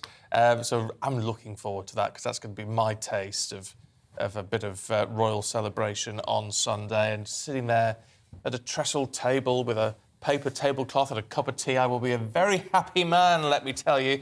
Let's see how happy royal journalist and best-selling author Robert Jobson is going to be. It's good to see you this morning. Morning, Stephen. Morning, Sophie. I mean, this is going to be quite a week, isn't it? Well done, Boris, for announcing the 4-day celebration, because I think most people will be slightly tipsy by the end of it, or certainly have a hangover. But, yeah, it's fantastic there's a celebration for Her Majesty. But I think this Jubilee is more important, as she would say, more important about celebrating what's good about our country and what's good about the people of our country, and really just having a good time and raising a glass to the Queen, who served for 70 years plus as a member of the royal family, and was also as Queen for 70 years, more than 70 years, which is historic, really. Yeah. 12 million of us to have some kind of celebration. Talk us through how the Queen's going to be celebrating, because she wasn't at the opening of Parliament, which everyone was really concerned about, but she has had a much busier public agenda, hasn't she? She opened the Elizabeth line, she was at the Chelsea Flower Show, so we're going to see a lot of her. I don't know about that. I think that the most important thing is that she'll be celebrating by getting out of bed. I mean, that's the one thing, because she'll know once she's out of bed, she's going to be out there hitting the ground running. Hopefully she'll go to the Derby. There's reports in the Sunday Times, you know, that she won't go to the Derby. But, you know, these decisions will be made really close to the events themselves. We'll see her, I'm sure, at the Trooping. Hopefully we'll see her at the Westminster, at the religious ceremony and state service for Thanksgiving. I hope we'll see a bit more of her than the palace is sort of suggesting we will do. Maybe they're sort of managing expectations a little bit. Yeah, I think so. But then we will certainly see other members of the royal family, led by ably by the Prince of Wales and Camilla and William and Kate and other. Well, others. what about others? Others. What about how? Because I mean, Lilibet's meeting Lilibet. Is it Lily? I thought it was Lily. I thought it was Lily. I don't know what she's called. I don't know. Lilibet is a name that the Queen was called by her family. So, I mean, I don't think we can say that, can we? I mean, Lilibet's meaning Her Majesty Queen Elizabeth, I think. Well, yes, but, you know, I mean, it's quite nice. I sort of think it's quite nice to look... It's nice, because we sort of look at... We can look at the Queen as being that sort of grandmother or great-grandmother sort of figure, can't we? That's part of the... Well, I hope so. I'm sure she is, and I'm sure that it'll be a lovely meeting. But yeah, do you think it'll be all right? I mean, because this, as much as this is about us celebrating, the family's got some mending to do. Could it happen? I'm sure there'll be a few olive branches out, but I don't know if it'll be mended. There was an awful lot that went on the Oprah Winfrey show and during the Epstein scandal that's caused an awful lot of disquiet amongst the family. We'll have to wait and see, I think. Well, yeah, it's front page of The Sun this morning. They go, Meging a return. I think they say making a return. Harry and Meghan. It says they've made a surprise bid to return to the middle of Windsor life by renewing their lease on Frogmore Cottage. Oh, and I was hoping to get that as well. Yeah, fancy that. But does that suggest a step towards, again, saying, look, we're not totally rooted in the United States. We want to keep our grounding here at home and with the Queen too? Maybe a bit of cake and eat it, maybe. I don't know. The fact is they've said quite clearly they love LA and that's where their life is, and it's got not a bad rental position that with the Crown Estate to have that lovely property on Windsor Great Park. Look, I think that they will... Harry certainly wants to come home a bit, but the big fallout's going to be, Sophie, when he writes this tell-all book, and if he attacks the future Queen Consort, as many people are predicting that's certainly going to open a can of worms. Yeah, it is. Look, let's end on something positive. Oh, really? Yeah, no, we should. We should, because... Wolverhampton, let's celebrate. Where are you going to be? Codsall. Oh. Codsall, a little village in Wolverhampton. And that is going Jelly, ice cream? There'll be the works, I should imagine. Well, you might be having that new platinum pudding, which looks actually quite complicated. No, I try not to eat pudding. I try not to eat pudding. But it's going to be nice, is it, just for us ordinary folk to get out and celebrate some... I mean, it was which would be the Silver Jubilee in 70... Well, you kind of been... You're a little boy. I was only little, but I remember getting dressed up in the village. There was, in a... I was little too then. I remember being in... I think I was in Shenfield in Essex. Lovely party. Yeah, but that sort of thing, it's good for the country, isn't But you remember that year, of course, we had God Save the Queen by the Sex Pistols. Was that the year that... big shouting and everyone saying we don't want a Jubilee. Oh, I was only about 4 then, so I don't remember all of that. But I remember it because I wasn't only 4. But I think it's going to be great for the whole country to celebrate. There's street parties. There's the fly past with the RAF for the Red Arrows. There's going to be all sorts of fantastic things to celebrate what is great about Britain. And there is a lot to celebrate what's great about Britain. And I think it's a case not just celebrating Her Majesty the Queen, but everybody can wave their flag, not be accused of being racist or whatever, wave the flag patriotically and celebrate being us and our past and our families. Yeah, quite right. Robert, thank you. Good to see you. Going to be a busy week for you, isn't it? Yes, I was going to say, not a 3-day weekend for you. Sure. Oh, there we go. Good stuff. Have we got you booked in for later in the week or the weekend?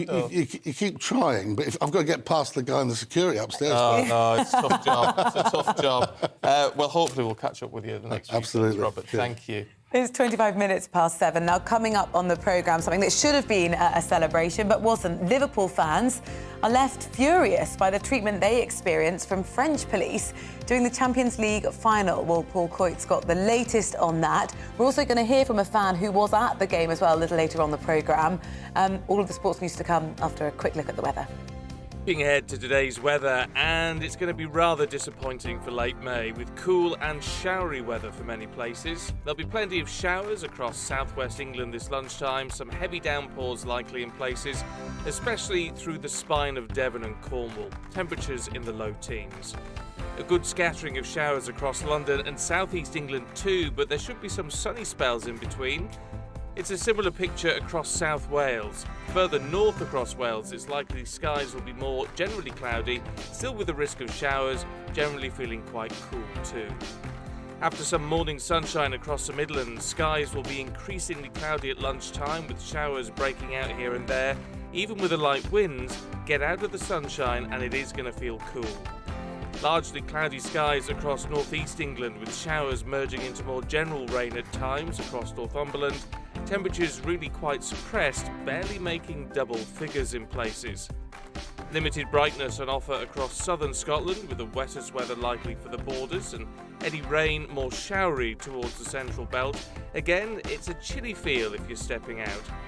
A bit more sunshine across Northern Ireland, but this is going to be interspersed with plenty of showers, some which could be on the heavy side, temperatures around 11 degrees. Showers will continue to affect many parts of the UK for the remainder of the day, with temperatures peaking at 17 Celsius. And that's how your weather's looking today.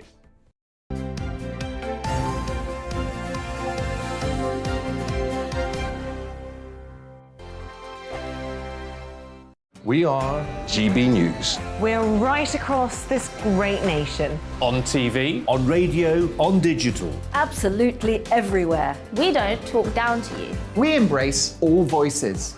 With honest and civilised conversation. we're not part of the establishment. We're one of you. And we're only getting started. Join us on GB News, The People's Channel. Britain's news channel. Every morning from 6 o'clock, we'll wake you up with GB News Breakfast with all the stories you didn't know from the night before. So whether it's serious news, entertainment, or your own views from all over our great nation, we're here to kick off your day with a smile. The national media should be reflecting and reporting what's happening here. You will notice the northwestern accents. Whether you're with us on TV, radio, or online, every morning, it's breakfast from 6 a.m. Hope you can join us. Join us for Ministry of Offence, the comedy panel show that's just like the news, in that the left fights the right and it doesn't really seem to matter who wins. We cover the big stories. It was in fact a troop of baboons and not angry vegans. I like that. And the really important stories. Fat naked cow gets stuck in swimming pool. It's a headline in a lot of local newspapers. Yeah. We're on the same team, Nick. Yeah, but I'm just helping you. Join us for Ministry of Offence, Saturday nights, 8 o'clock on GB News. I'm Dan Wootton. Join me Monday to Thursday from 9 to 11 for the feistiest and most fun news debate on TV, where free speech reigns. I'll bring you a sharp take on the day's biggest stories, bombshell newsmaker interviews, and A-list guests. And I guarantee you, no spin, no bias, no censorship, and no reason to go to bed. That's Dan Wootton tonight, Monday to Thursdays from 9 on GB News.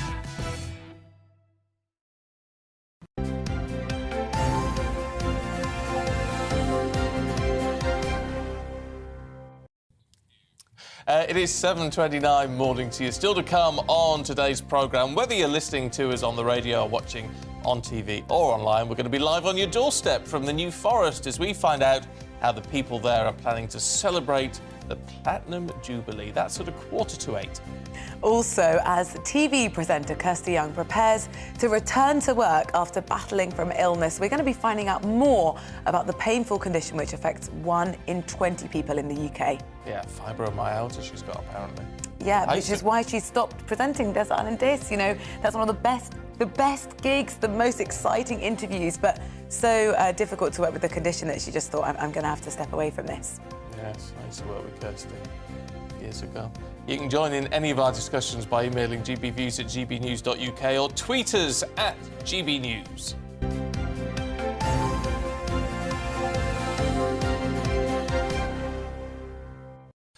Talking of difficulties at work and things and problems that you have when you come back to the office, especially after a couple of weeks off, you look forward to talking to exciting and interesting people. But unfortunately, Paul Coyte's here with all the sports stories.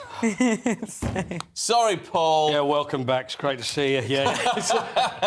I couldn't resist. I don't know. I'm just feeling a bit mischievous this morning. Yeah, it makes a change, doesn't it? Nice to see you. Look, let's kick off with Liverpool. Yes. We? I mean, what is going on or went on? I mean, it's just, especially when you see all the pictures in the papers this morning, things. It's horrendous. It's just this wasn't right. It's horrendous. I don't even know where to start. I mean, we can talk about the way a lot of authorities handle British football fans abroad. I've seen it in Spain. I've been out in Spain and I had it in Barcelona. I mean, I went with Spurs. This is a couple of years ago.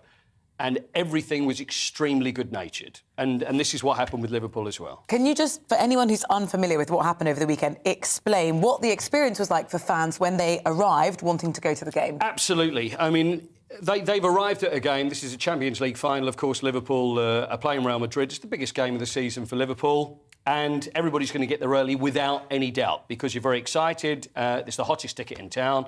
Everybody arrives. They go to a fan park during the afternoon, so thousands of people there, and then head over to the stadium, which is on the other side of Paris. So when they got there, the situation was huge queues and also bottlenecks, which is often where you get police and authorities will try and keep fans separate. And the idea is try and keep them together and then move them carefully into the stadium. But in this case, there was a horrendous bottleneck. So you get automatically thousands of people all shoehorned into a very tiny space, which first off is very scary. Then the amount of fans that are actually getting to the stadium, some are being told your ticket is fake, when most of the time, from what I've heard, they haven't been. Then people are going to not being allowed in.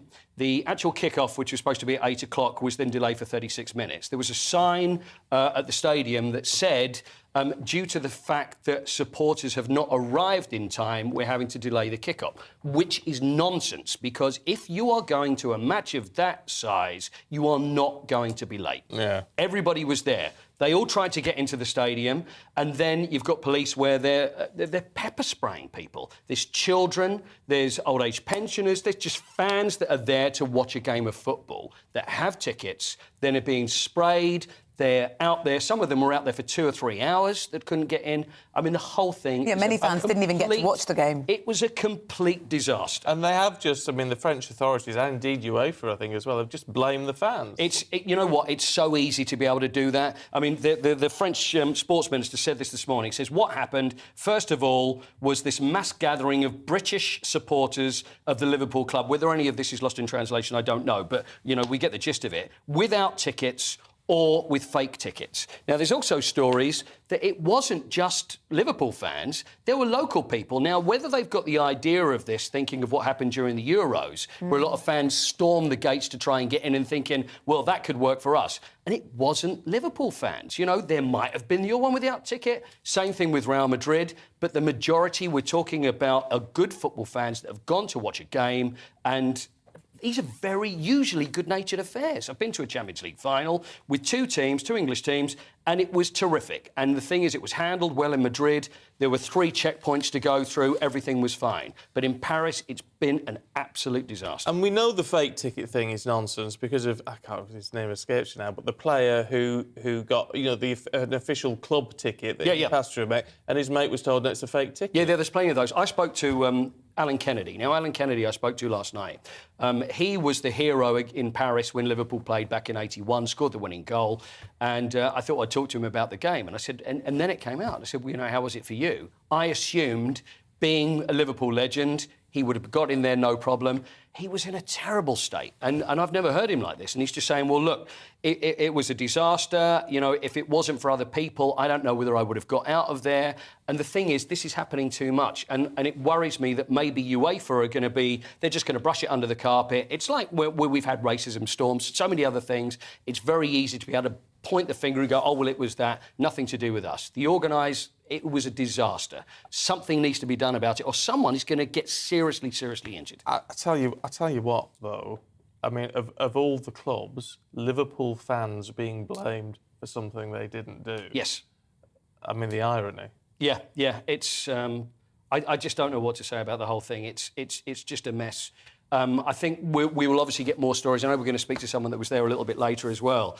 But the same story seems to be coming out over and over again. And it doesn't matter. It doesn't matter who you are, even top celebrities, whether it be ex-players, whether it be some child that's there. It seems to have affected everybody. And for some reason, the thing is, in situations like this, they can escalate when you have authorities that start getting a little bit handy with people, start shouting, and often you get batons. And then obviously you're going to be made angry, you're going to get upset. And a lot of Liverpool fans, and most Liverpool fans, managed to keep their cool in this situation. Thank goodness they did, because there'd be no, it'd be no surprise if they did get angry about what was going on. Let's have a quick look at some positive news. I remember that I was in Nottingham in the days of Clough. Brian Clough, yeah. And all that. I mean, what a character he was. I was in local radio, and trying to chase him down for an interview was an experience. I'll bet it was. Let me tell you. But Forest, back in the Premier League. They are. And the last time they were in the Premier was... Did he call you a young man, by the way? They probably did. A young man. Let's say a young man. So, Forest 23 years away from the top flight, so they're back again. They beat Huddersfield. It was an own goal. There was a couple of disputed penalty shouts at the end for Huddersfield. But I think everybody's really pleased for Nottingham Forest, because they're a good club. They're a big club. They've been, like we say, out of the Premier League now for 23 years, but it is great to see them back. And Steve Cooper, the manager that came in, after 8 games, it was a disaster. And it looked like they may even be relegated. And he's turned everything around. So fingers crossed for Nottingham Forest to do well next year. But a very happy Nottingham at the moment, and so it should be as well. I bet it is. What a fantastic young man. city. Yes, it is. Young man. He was, honest to goodness, Brian Clough. Well, I tried to chase him down. You didn't know whether he was going to be nice and friendly or whether you're going to get abuse and abuse and abuse. He was a character. Of stories I've heard about Brian Clough over the years. Yeah, absolutely. You'd never get one would go, oh, yeah, he was OK. Yeah, he was a nice fellow. Everybody has a story. Everybody has a story. Oh, brilliant stuff. Paul, thank you very much indeed. It will be the last time. A young man. I'll call you that for the last time. Now. Oh, yeah. Thank you. I don't mind being called young man. Let me tell you. We've got more sport to come on the programme, because we're going to speak to a Liverpool fan who was at the game shortly after 8 o'clock, so don't miss that. But coming up before that, we're going through the papers again. Nigel Nelson and Liz Kershaw will be in the studio. Don't go anywhere.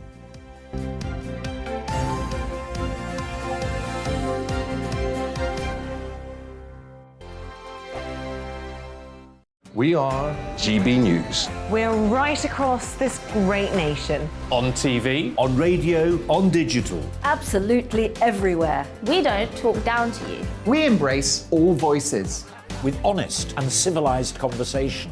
we're not part of the establishment. We're one of you. And we're only getting started. Join us on GB News, The People's Channel. Britain's news channel. Every morning from 6 o'clock, we'll wake you up with GB News Breakfast with all the stories you didn't know from the night before. So whether it's serious news, entertainment, or your own views from all over our great nation, we're here to kick off your day with a smile. The national media should be reflecting and reporting what's happening here. You will notice the northwestern accents. Whether you're with us on TV, radio, or online, every morning, it's breakfast from 6 a.m. Hope you can join us. Join us for Ministry of Offence, the comedy panel show that's just like the news, in that the left fights the right and it doesn't really seem to matter who wins. We cover the big stories. It was in fact a troop of baboons and not angry vegans. I like that. And the really important stories. Fat naked cow gets stuck in swimming pool. It's a headline in a lot of local newspapers. Yeah. We're on the same team, Nick. Yeah, but I'm just helping you. Join us for Ministry of Offence, Saturday nights, 8 o'clock on GB News. I'm Dan Wootton. Join me Monday to Thursday from 9 to 11 for the feistiest and most fun news debate on TV, where free speech reigns. I'll bring you a sharp take on the day's biggest stories, bombshell newsmaker interviews, and A-list guests. And I guarantee you, no spin, no bias, no censorship, and no reason to go to bed. That's Dan Wootton tonight, Monday to Thursdays from 9 on GB News.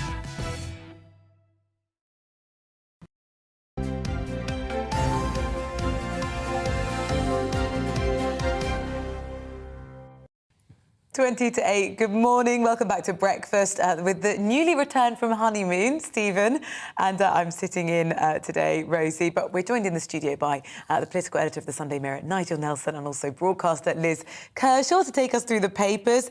Nigel, let's start with the front page of The Guardian. The Home Office report decries 30 years of racist laws. Just explain to us, what's this story about? The story's about a historian who actually looked at the culture in the Home Office, and what he came up with is that 30 years of racist immigration legislation effectively led to the whole Windrush scandal.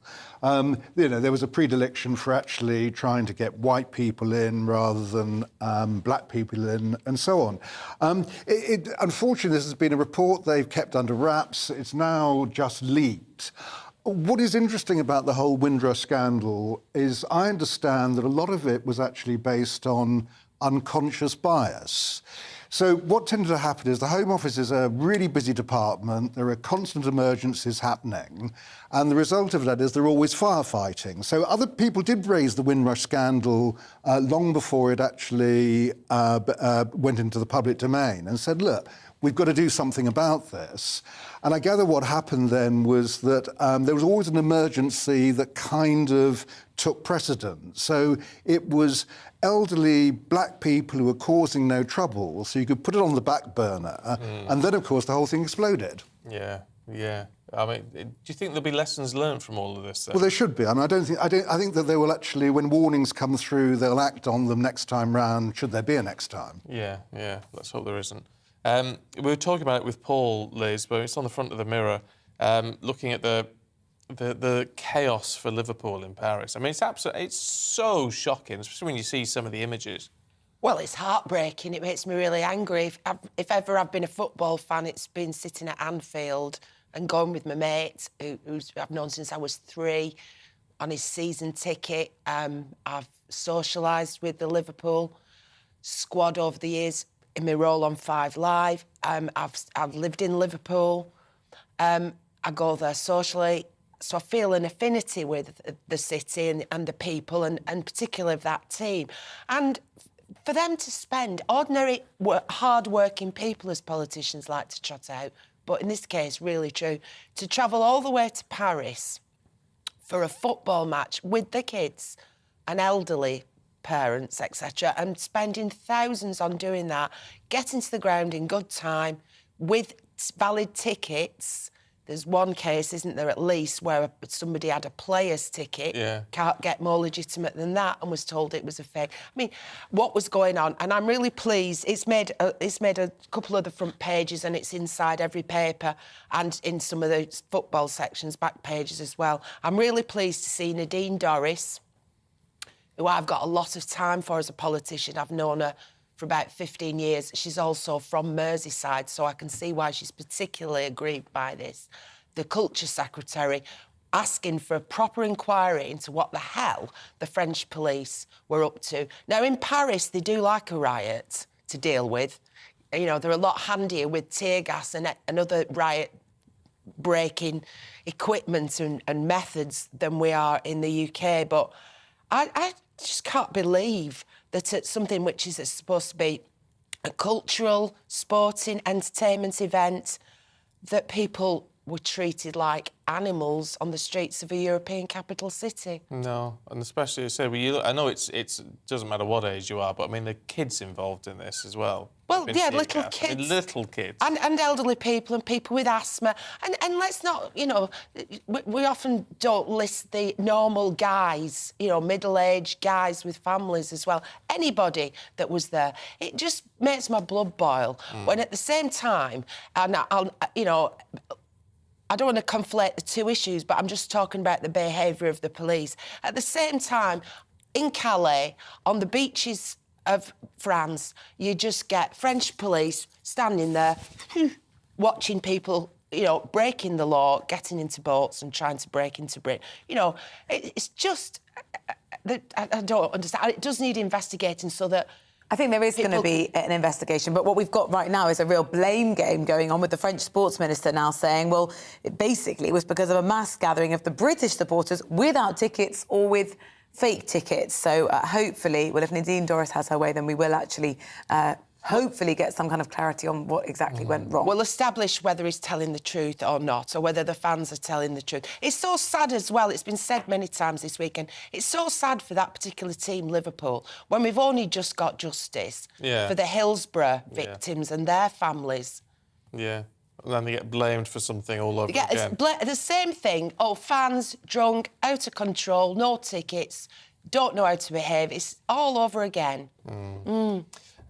Nigel, interesting line in the Star this morning about Russia and the Ukraine, where the Russian ambassador has said we're not going to, we won't use nuclear weapons against Ukraine, which goes against the sort of rhetoric coming from the Kremlin. Well, there is a bit of that, but this is Andrei Kelin. And almost the worrying thing about this is he has to raise it at all. We shouldn't even be considering the idea that nukes might actually be used in the Ukraine war. What he's saying is, and this is the warning bit to the West, he's saying that no, Russia won't use nukes. However, they might if there is a threat to Russia's existence. And in a sense, it rather depends on the perception in the Kremlin of what they see as the threat to Russia's existence. I mean, the way Putin's been talking, it's actually the fact he's got NATO countries on his doorstep that he thinks is threatening Russia. So language like this around nuclear weapons is a bit worrying. Yeah, it is. I mean, it's no wonder we're all on high alert, Liz, and feeling uncomfortable with it all. I must admit, to get myself to sleep at 8:30 last night in bed, I was reading papers, and I actually felt I could sleep better when I read that, because it is in the back of your mind. You do think to yourself, ever since this conflict began, Putin invaded Ukraine, at the touch of a button, he could vaporise us, and it's a real... Or vice versa. I mean, the danger is it happening at all. Yeah. And I think that the worrying thing about nuclear warfare is it can happen by accident. Yeah. And that's what we have to really worry about. Well, what's the famous line? I can't remember who said it. The Fourth World War would be fought with clubs, bows and arrows. Because, you know... One nuclear warhead and it all kicks off, and that's the end of the world as we know it. Yeah, actually, fair point. Boris Johnson's been quite praised for how he's been handling the invasion, his relationship with Zelensky. Let's look, if we can, it's page 10 of the Mail. The Tories urged to rally around the Prime Minister for the good of the nation. Yeah, I like the headline, and when I read it, it doesn't actually say why it would be for the good of the nation. It's just saying, people are saying, don't unseat Boris, you know. It would be better if he stayed there, but it doesn't explain why. Well, there was a poll over the weekend that suggested that if there was a general election, the Conservatives could lose up to 88 seats, including the Prime Minister's own. So maybe there is, or there is maybe right now, the right moment for the Prime Minister to have a bit of a PR campaign. Yeah, the last poll said that the Labour Party were going to enjoy a landslide in the local elections, and that didn't happen. So the thing in this article is that Jeremy Hunt is on a mission to become the next leader of the Conservative Party, and while they're in government there, hence the Prime Minister. And we've heard reports about this posh dining experience where Grant Shapps was photographed there as well, the plotters. I just think, I'll go with the headline, but I'll add my own interpretation and say this. I think that it can't be underestimated, although people are quick to do it, how important Boris Johnson's personality and demeanour has been during the pandemic. We know now that there were illicit gatherings, and we know that there are other shambles, like old people being chucked out of hospitals into care homes. A lot went wrong. But as far as the mood of the nation went, I really think that one day there will be a scientific survey into how his leadership style kept us going. And I have to say, also, in the future, when we have another crisis, and sadly, when we lose our Queen, she's 96, then I think to have somebody at the head of the government who has got an uplifting modus operandi, he cannot put a price on that. Well, there will be this, because I mean, the COVID inquiry will actually examine everything that Boris Johnson did during the pandemic, and whether it was right. So that is going to happen. I mean, I'm not talking about his policies and his actions. I'm talking about having this jolly, fun, flawed person. Yeah, but he's not very serious. That's no, the but problem I'm saying, with him is he is jolly, but he's not terribly serious. No, but that's been the real problem. No, but Nigel, what I'm saying is, if you could quantify the impact he had on the nation's mood when we were all locked up, I think we'd find it was a positive one. And I can't imagine... Well, we obeyed the rules and he didn't.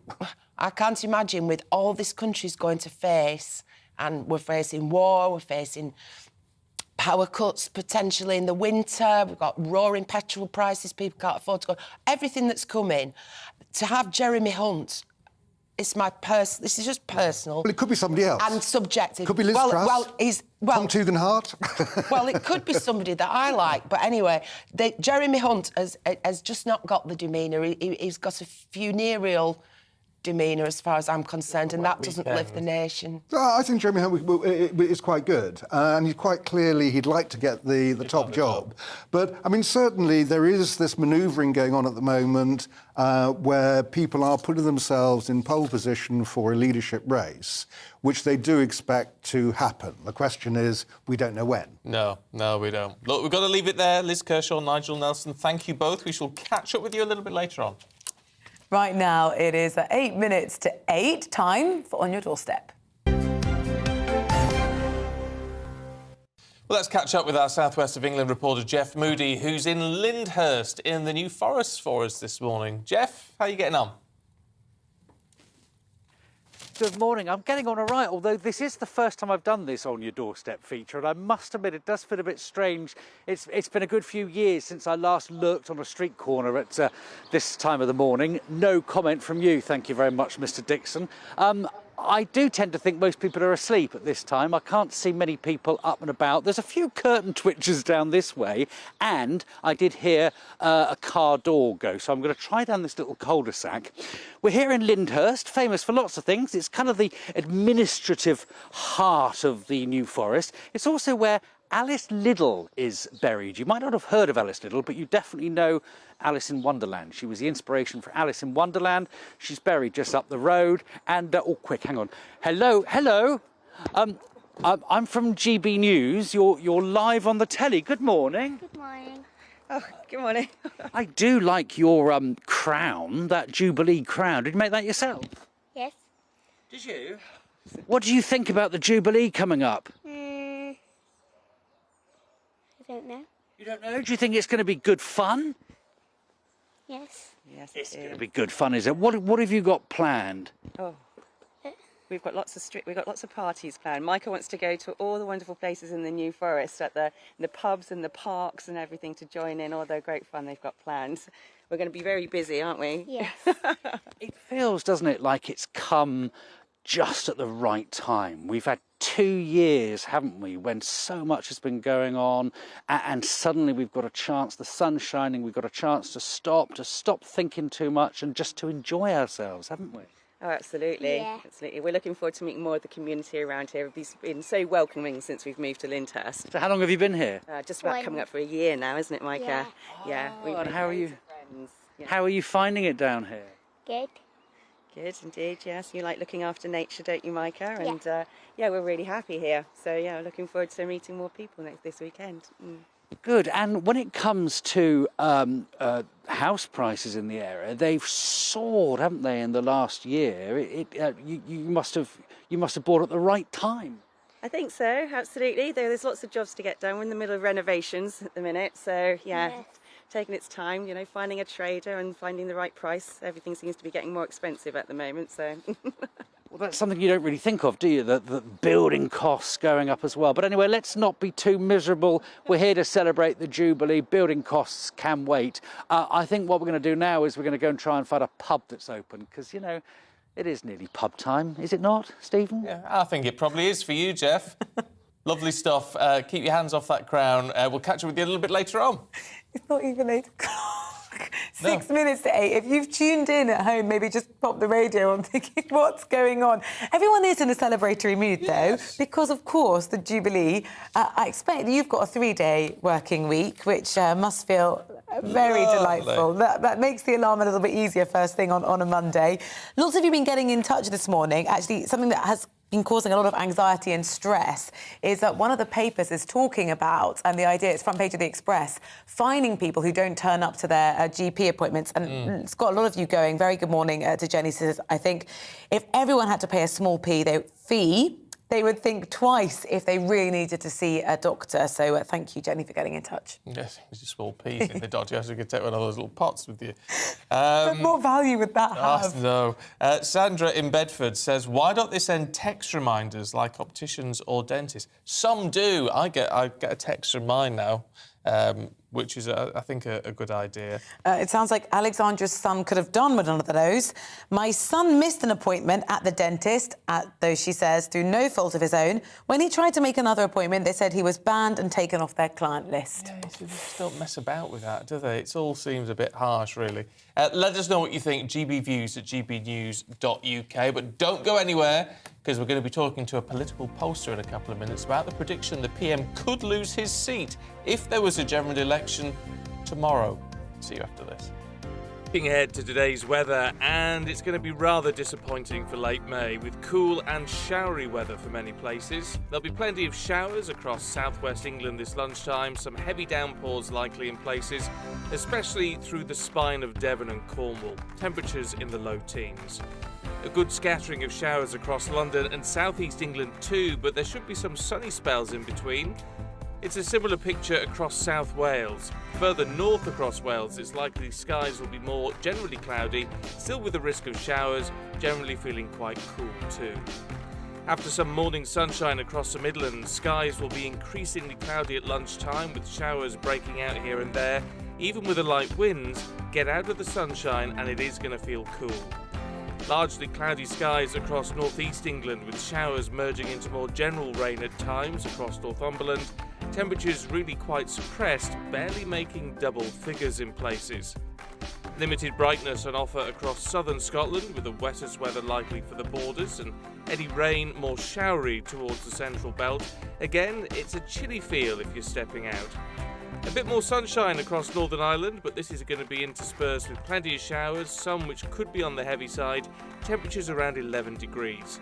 Showers will continue to affect many parts of the UK for the remainder of the day, with temperatures peaking at 17 Celsius. And that's how your weather's looking today.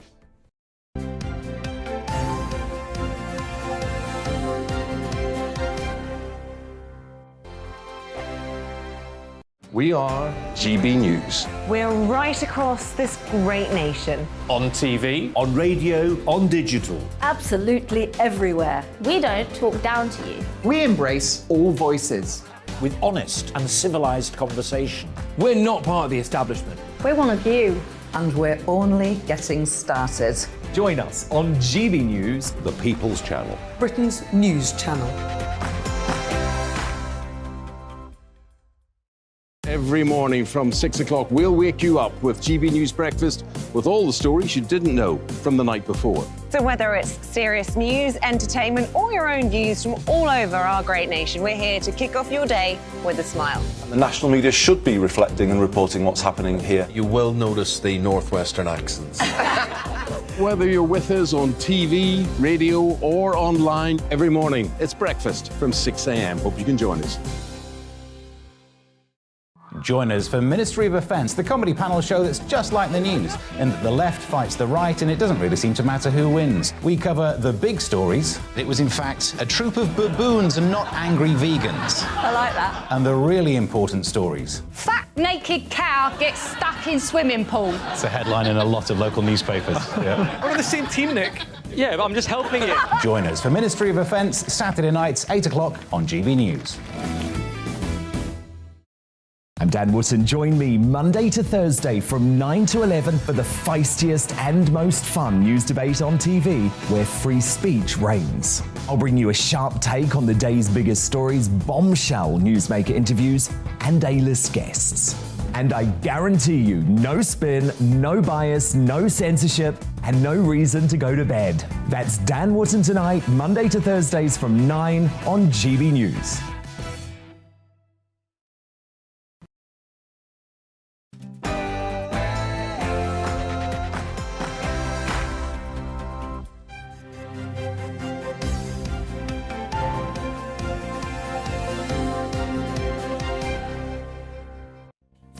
The Prime Minister prepares a bonfire of EU laws to boost his poll numbers. Well, a very good morning. It's 8 o'clock on Monday, the 30th of May. This is Breakfast on GB News Today with Stephen and Rosie. And this is what's leading the headlines this morning. The Prime Minister is expected to axe dozens of EU laws this year, reportedly in a bid to boost his poll ratings and showcase the opportunities presented by Brexit. Elsewhere, millions of households in the UK have been warned of power cuts as the war in Ukraine continues. The government's worst-case scenario predicts that there could be widespread gas shortages that would lead to electricity rationing for up to 6 million of us. The Culture Secretary has called for an investigation into the treatment of Liverpool football fans in Paris at the weekend. It's after French police fired tear gas into the crowds during the Champions League clash. And a record 12 million people will be celebrating with Jubilee street parties this week, with more than 200,000 special lunches set to take place. Well, the numbers have already exceeded the figures for the Diamond Jubilee a decade ago. Oh, we'd love to hear what you're planning this Jubilee week, especially for the weekend, of course. Let us know, gbviews@gbnews.uk, and you can tweet us at gbnews with actually anything you want to talk about today. Anything you think we should be talking about, just let us know. And if you're online, don't forget you can subscribe to the GB News YouTube channel to get all of the latest on all our big stories that we're covering.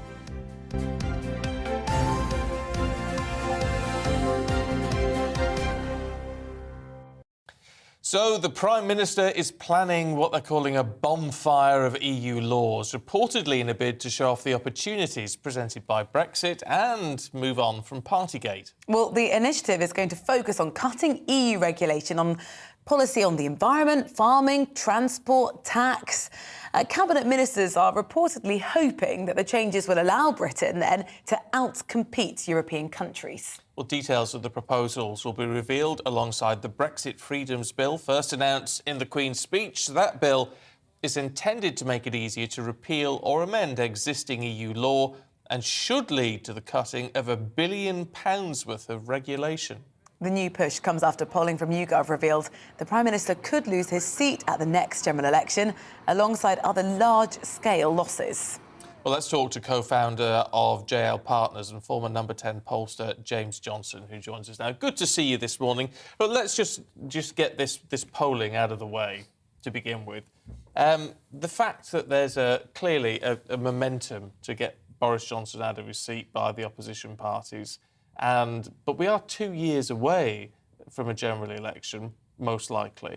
Do you think these particular polls make any difference, or is it just the wrong time to be looking at those sort of figures? So usually in the midterm of a government, you do get the government slipping behind in the polls, and over the last few years we've seen that happen, particularly in that 2010 to 2015 Parliament. We saw Ed Miliband mount up big leads over David Cameron in the polls, but obviously David Cameron went on to win the majority. However, I do think this is a bit different, and I think these polls do spell concern for the Conservatives. One reason is that, unlike David Cameron, Boris Johnson is behind Keir Starmer on who's viewed as the best Prime Minister by the public.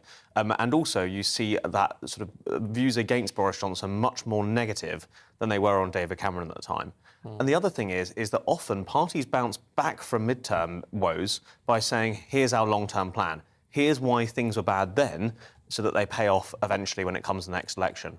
I'm not seeing, and I don't think voters are seeing, what that long-term plan is at the moment from the Conservatives. It's almost like the Conservatives need a bit of momentum or that narrative, like get Brexit done. Boris Johnson doesn't quite have the same story to tell right now. Yeah, and I think he's struggling because so much of the focus remains on Partygate. And I think Boris Johnson was very keen, Number 10 were very keen to put that to bed last week. And I think initially on the day of the Sue Gray report, they thought maybe they had a chance of doing so.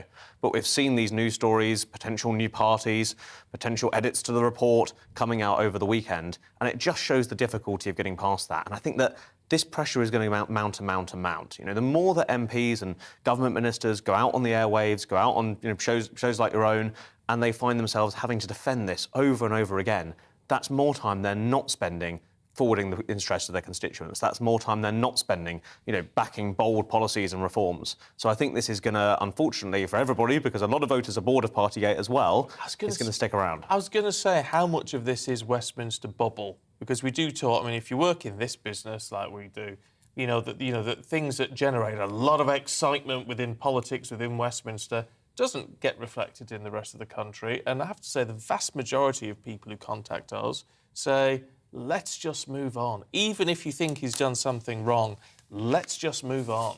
So it had a massive cut-through in mid-January when it first came out, and people certainly were very interested in the story then. You're absolutely right. People now are saying, look, there's so much bigger issues, there's the cost of living, there's all these other things going on as well. However, that should not be read as good news for Boris Johnson and the Conservatives, because although people are keen to move on, the brand damage that Boris Johnson has taken on his trust, on his competence, on his ability to get things done, that is going to linger, I think, despite the Partygate moving out of the news. We saw that happen in February, March. Remember, after the invasion of Ukraine, Boris Johnson, publicly backed by many of his MPs, praised by the most popular man on earth in President Zelensky, and still public views of him did not shift deep down. He's got the opportunity again to sort of wave the Brexit baton. It's front page of the Eye. PM plans this bonfire of EU laws to appease rebel MPs. How much of a vote winner actually is this? Well, as far as I can tell, it's not actually a new announcement. It's re-announcing what was already announced in the Queen's speech. Often, newspapers, Remain commentators jump on that and so do Leave ones. But I think that, this is clearly Number 10 trying to get ahead, trying to move on, trying to get onto positive stories. But like I say, people and the public, if they don't trust the person who's delivering those policies, then that really, however individually popular they might be, that really dents their effect. It reminds me a bit of Jeremy Corbyn and the Labour Party. The Labour policies on an individual level were actually quite popular, but when they knew that Corbyn was associated to it, then the popularity went right down. I think we're starting to see the same thing in the country as a whole happen with Boris Johnson too. There was talk. Now, when the Prime Minister was sort of still in the sort of latter stages of COVID recovery, there was talk of him just not wanting to stand at the next election, that it might be time, that he was still, the whole long COVID thing and what have you. Is that still likely a possibility, or does he seem like he wants to keep on going? I think that everything sort of I hear from people is that Boris Johnson is not going anywhere voluntarily. And I think that line that was briefed by Number 10 to the press back in the spring, that it'd have to be dragged out of the building kicking and screaming, probably still applies.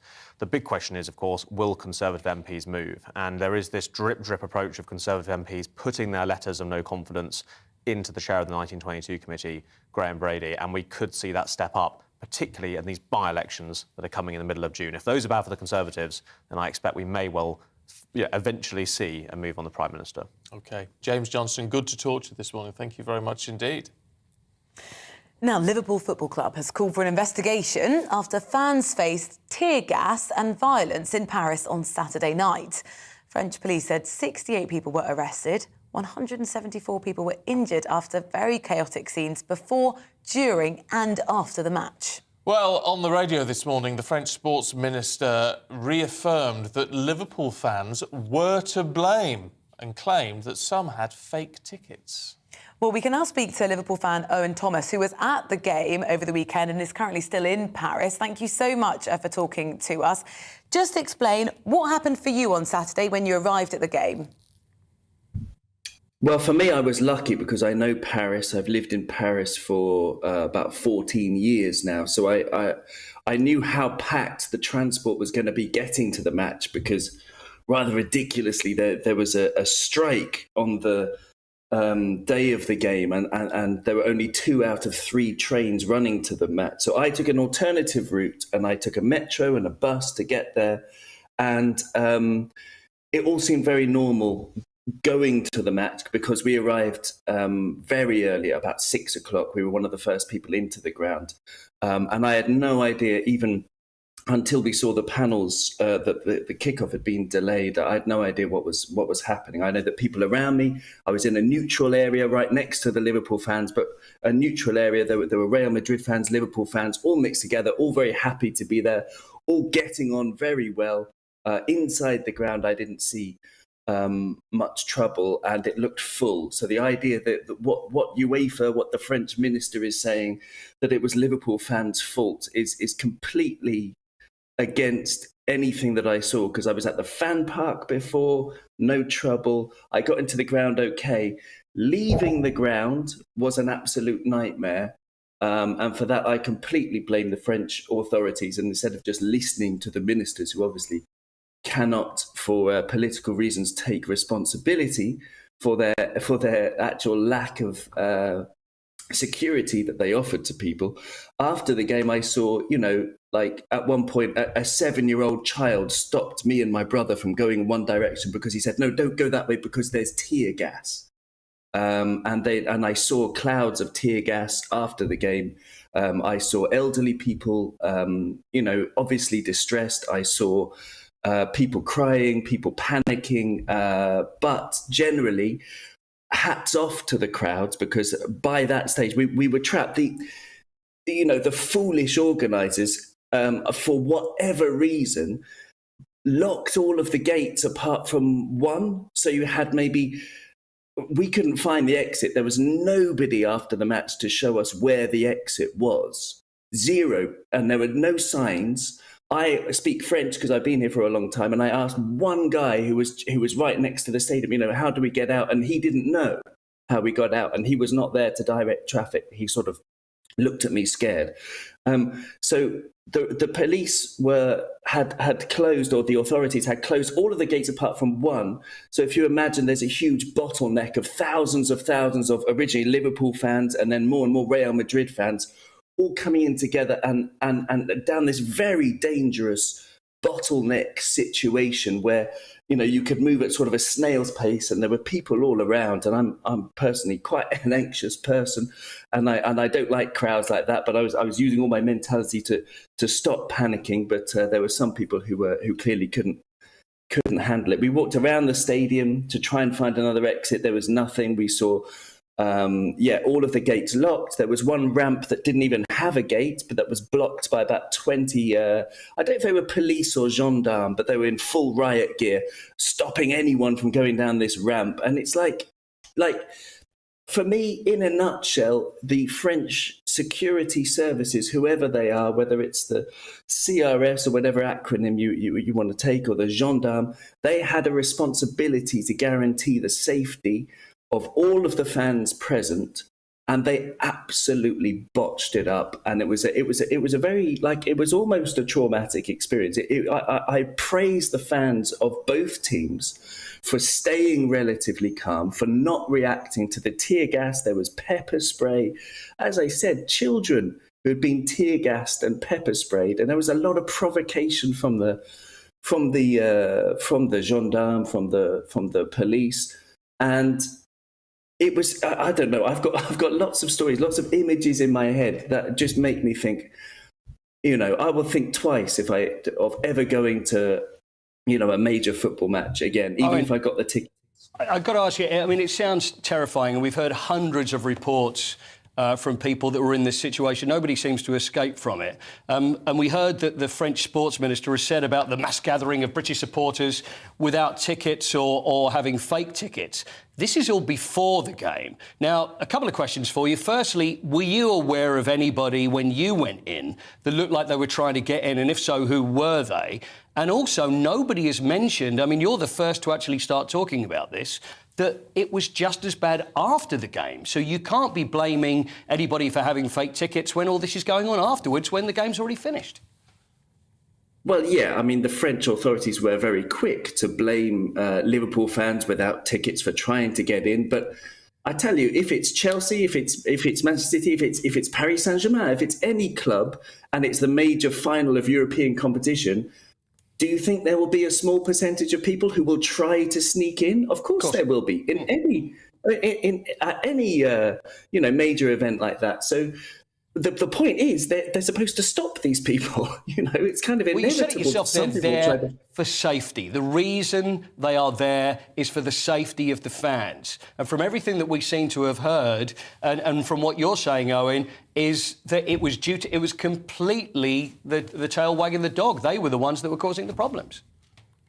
Well, that was what I saw with my own eyes. You know, there was also a situation outside the ground. Once we'd got through, it's difficult to describe it. It's like a narrow passageway where it was the only way to get out of the stadium.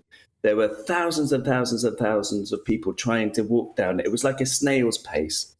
A couple of people couldn't handle it and they started going the other way, which made it even more difficult. A couple of people jumped up on a sort of wall with a drop, a big drop next to it, but they just to walk along the wall because they couldn't handle being in the crowd.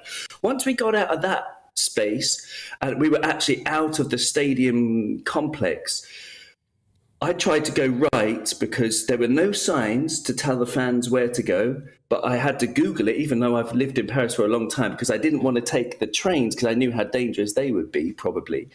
So I tried to take the metro, and again, people started running the other way towards the stadium, saying, don't go that way because there's tear gas, and they were tear gassing people on the way to the metro for no reason that I heard. I spoke to a policeman and I said, how can we get out of here? And he was like, go that way, pointing towards where the tear-gassed people were coming from.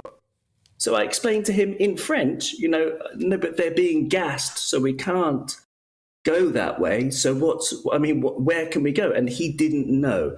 And this is the thing, it's like, I don't know who was in charge of training. I don't know who was in charge of, you know, releasing the sort of, you know, thuggish animal element of the riot police to sort of do what they want. You know, I don't know who was in control, basically, because no one knew what was happening. No one was trained, it seemed, you know. It was a scary situation. It sounds a horrendous experience. It sounds that everybody's saying the same thing. This is a difficult one for you, but as far as UEFA are concerned, we really need UEFA to do something about this. And also we expect French authorities to say more about this as well, instead of pointing the finger, because it seems that everybody's pointing the finger at Liverpool fans, which certainly wasn't the case. What do you expect UEFA to do or say about it? Or what would you like to hear? Well, yeah, I mean, there is a culture of blame in Britain as well as in France. And, you do get that on two sides of a different coin. You get lots of people blaming each other. And you're right, the real thing is to actually find a solution. As I mentioned before, I really praise the fans of both teams, because by the time we got out, we were with the Real Madrid fans, who were last to leave, and there was no trouble. Yep. Zero. A lot of respect between the two teams, and that's really what prevented, because there wasn't a mass panic. There were some people who couldn't, who sort of, understandably were very, very shaken and quite visibly like panicking. But most people kept their head, kept calm, and just thought, right, we're going to have to just stay calm and get out of here. What I would like to see is not this blame, but an actual promise that the authorities will learn from this, because I think what happened, for me, in my opinion, just my opinion, is that there were people who were ducking under the barriers, not fake tickets, but people trying to get in who should have been stopped, who weren't stopped, who were ducking under barriers and jumping over barriers. And when it got to a point where the stadium had reached almost its capacity, they just locked the doors and said, okay, like whoever's got tickets, whether they got tickets or not, no one else can come in. And it's like a very stupid way. There are so many mistakes. And because France are hosting the World Cup, the Rugby World Cup next year, the Olympics the year after, so we would hope that we could identify these problems and solve them sharpish. Owen, thank you so much. Obviously at the game and currently still in Paris, and also to Paul as well for taking us through that. Right now, 20 minutes past 8, you're with Breakfast on GB News. Yeah, let's bring you up to date with some headlines. And a new briefing from the Ministry of Defence has revealed that Russia's fighting forces are experiencing poor morale and discipline problems amid credible reports of mutinies. The latest intelligence suggests Moscow has suffered devastating losses amongst mid and junior ranking officers, leading to units becoming less effective. Drivers are being warned to expect long delays on popular routes during the Queen's Platinum Jubilee weekend. The RAC estimate nearly 20 million journeys are planned between Wednesday and Sunday. Ministers are being warned of potential power cuts affecting up to 6 million homes this winter. The government is reportedly drawing up plans to ration electricity in case of major industrial gas shortages caused by Russia cutting off supplies to the EU.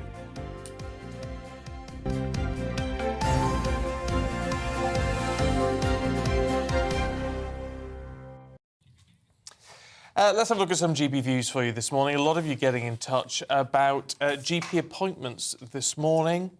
Mike has been in touch. Morning to you, Mike. I think Mike's a bit of a cheeky one, but I totally get where you're coming from. He says, I tried to make an appointment at the doctor's reception, only to be told I had to phone in to do it.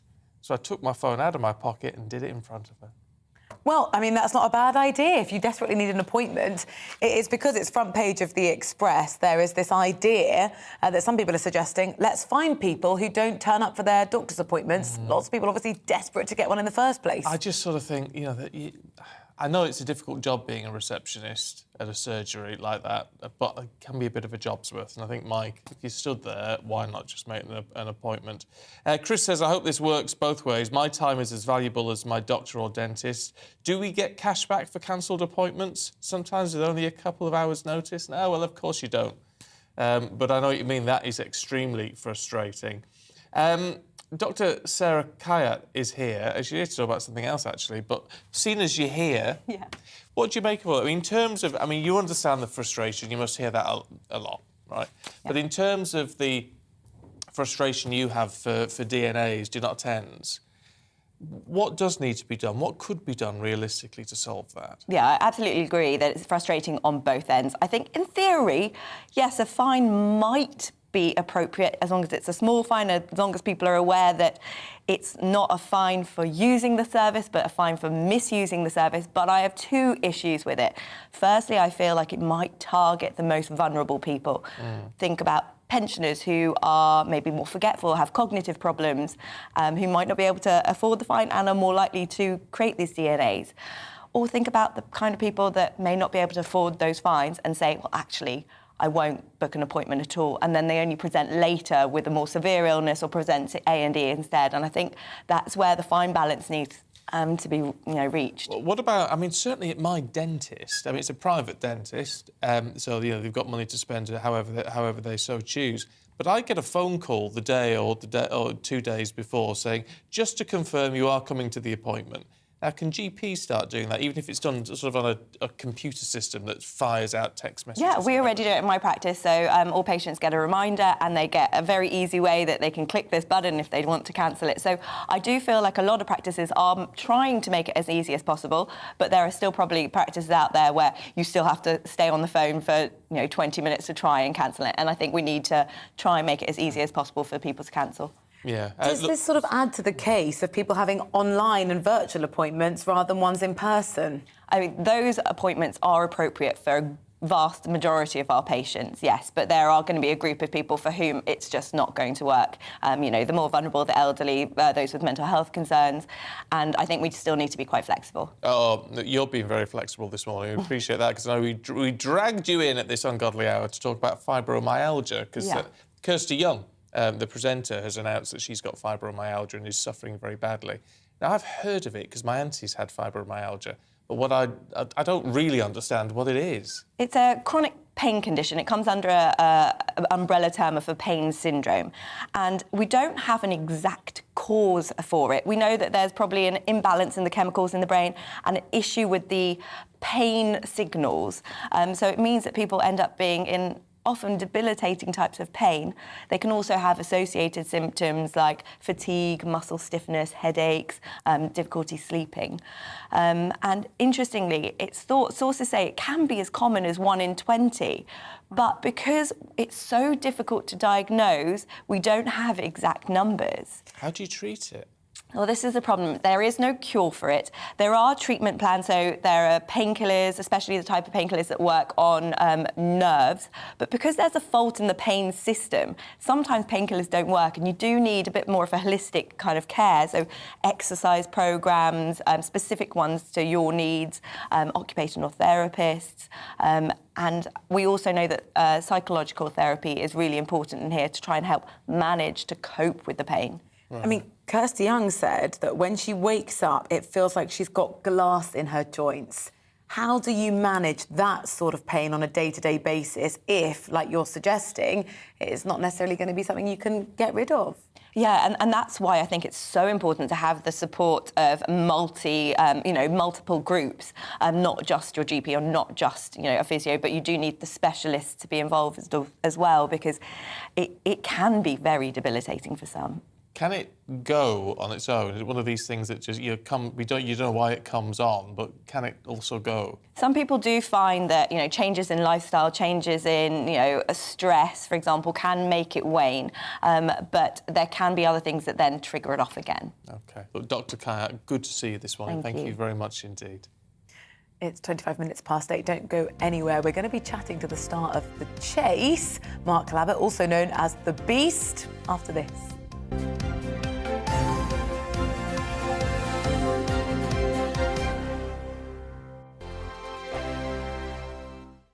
We are GB News. We're right across this great nation. On TV, on radio, on digital. Absolutely everywhere. We don't talk down to you. We embrace all voices.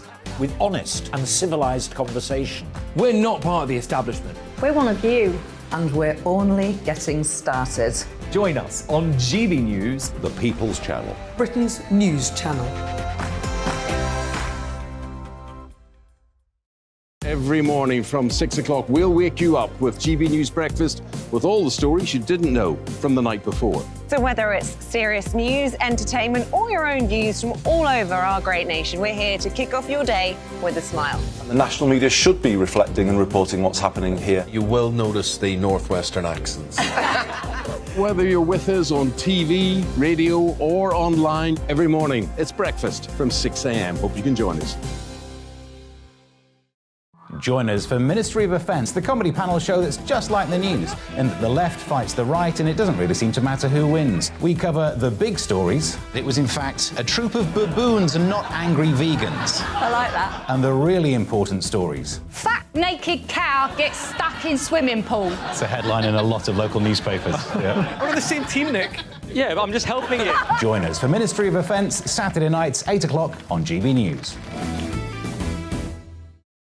And Dan Wootton, join me Monday to Thursday from 9 to 11 for the feistiest and most fun news debate on TV, where free speech reigns. I'll bring you a sharp take on the day's biggest stories, bombshell newsmaker interviews, and A-list guests. And I guarantee you, no spin, no bias, no censorship, and no reason to go to bed. That's Dan Wootton tonight, Monday to Thursdays from 9 on GB News.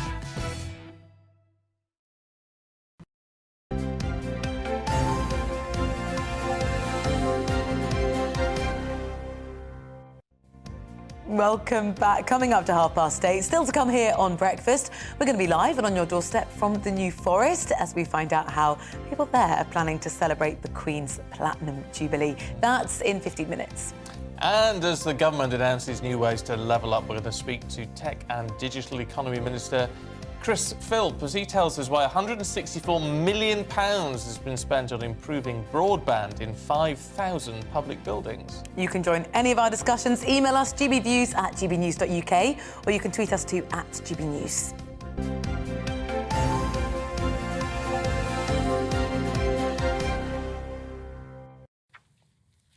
Now, our next guest has been part of The Chase since 2009, a firm favourite amongst the show's fans. Oh, tell you, it gives me the creeps, The Chase. Why? Because I just know what I'd be like doing it. Useless. I would be useless.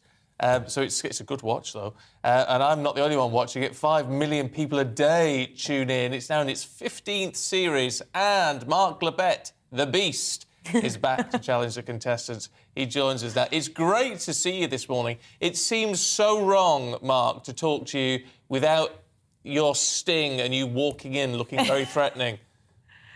Oh, good morning, guys. Well, if the sting was there, by now I'd be looking at you more like... It's like the old warhorse here in the cavalry charge. When you hear the sting, suddenly I go into mean mode. And I'll apologise for the bad case of bedhead. For some reason, I thought this interview was 8:30 tonight. So when I got the call 8 minutes ago, it was, ah! Oh, don't you worry. There's nothing like... You see, we'll get you off your guard if you're half asleep. It's the best way to do it. I may even get a question right. What's it been like being on... I mean, the show is hugely popular. It's a hugely popular show. You must feel a lot of pressure, though, doing it, because the pressure is really on you to make sure you don't get anything on, don't get much wrong. Well, I mean, yeah, right now we're possibly the biggest quiz show in the world when you look at all the places we're being shown, and we're doing quite well. And there we are with the BAFTAs. What you don't see is the producers grabbing those prizes off us straight afterwards. There were 5 prizes for 5 producers. We didn't get a look in. Talk us through the mindset when the programme's on, because often the audience are against you, really, aren't they? Sort of, what are you feeling? How do you prepare? Well, during most of the show, you could see it's fairly knockabout. You can see my background as a teacher, and I basically treat the contestants like they're Year 11 pupils on a wet Wednesday afternoon, and all the skills you know how to keep a bunch of people in line you bring into play. The final chase, though, you have no time for anything else other than what has Bradley just told me and what is the answer to it. If you're wasting time thinking about the time, the appearance, I think is my version of mythical zone. If I'm really in the zone, I don't notice anything. A few years ago, a cameraman slipped off their podium or whatever, and I gave him the old Colin Montgomery look. But afterwards, I was going, well, if I knew I was playing badly that day. If I'd been playing well, I wouldn't have noticed. Yeah. Look, the contestants are crackers, aren't they? Because why would you want to go up against someone like yourself, or even worse, caught an episode of Beat the Chasers last week or the week before, go up against a whole load of you? They must be absolutely insane to take it on. There speaks a well-paid TV media professional. People are given a chance to win a lot of money tax-free, and they've got a pretty reasonable chance of winning it, especially if they're good. Well, if they're good, but I tell you what, they must have nerves of steel to do it. Oh, I'd be shaking. But Are you revising? I mean, do you just have a brain that absorbs the information, or do you kind of have a methodology by keeping things up to speed? Well, if my producers are listening to this, I spend about 60 to 70 hours a week revising. If they're not, it's more like 10. But in fairness, it's like I'm watching Designated Survivor on last night on Netflix, and that is work. If I'm watching the Marvel Cinematic Universe, it's work. If I'm watching Bridgerton, it's work. If watching the football at the weekend or the Monaco Grand Prix, could I get asked questions on? If the answer's yes, then it's legitimate work. Do you have a special sort of brain, you lot, the chasers? I mean, obviously I soak in a lot of information, and I can pull it out when I need it, work-wise, but I'm rubbish at a pub quiz.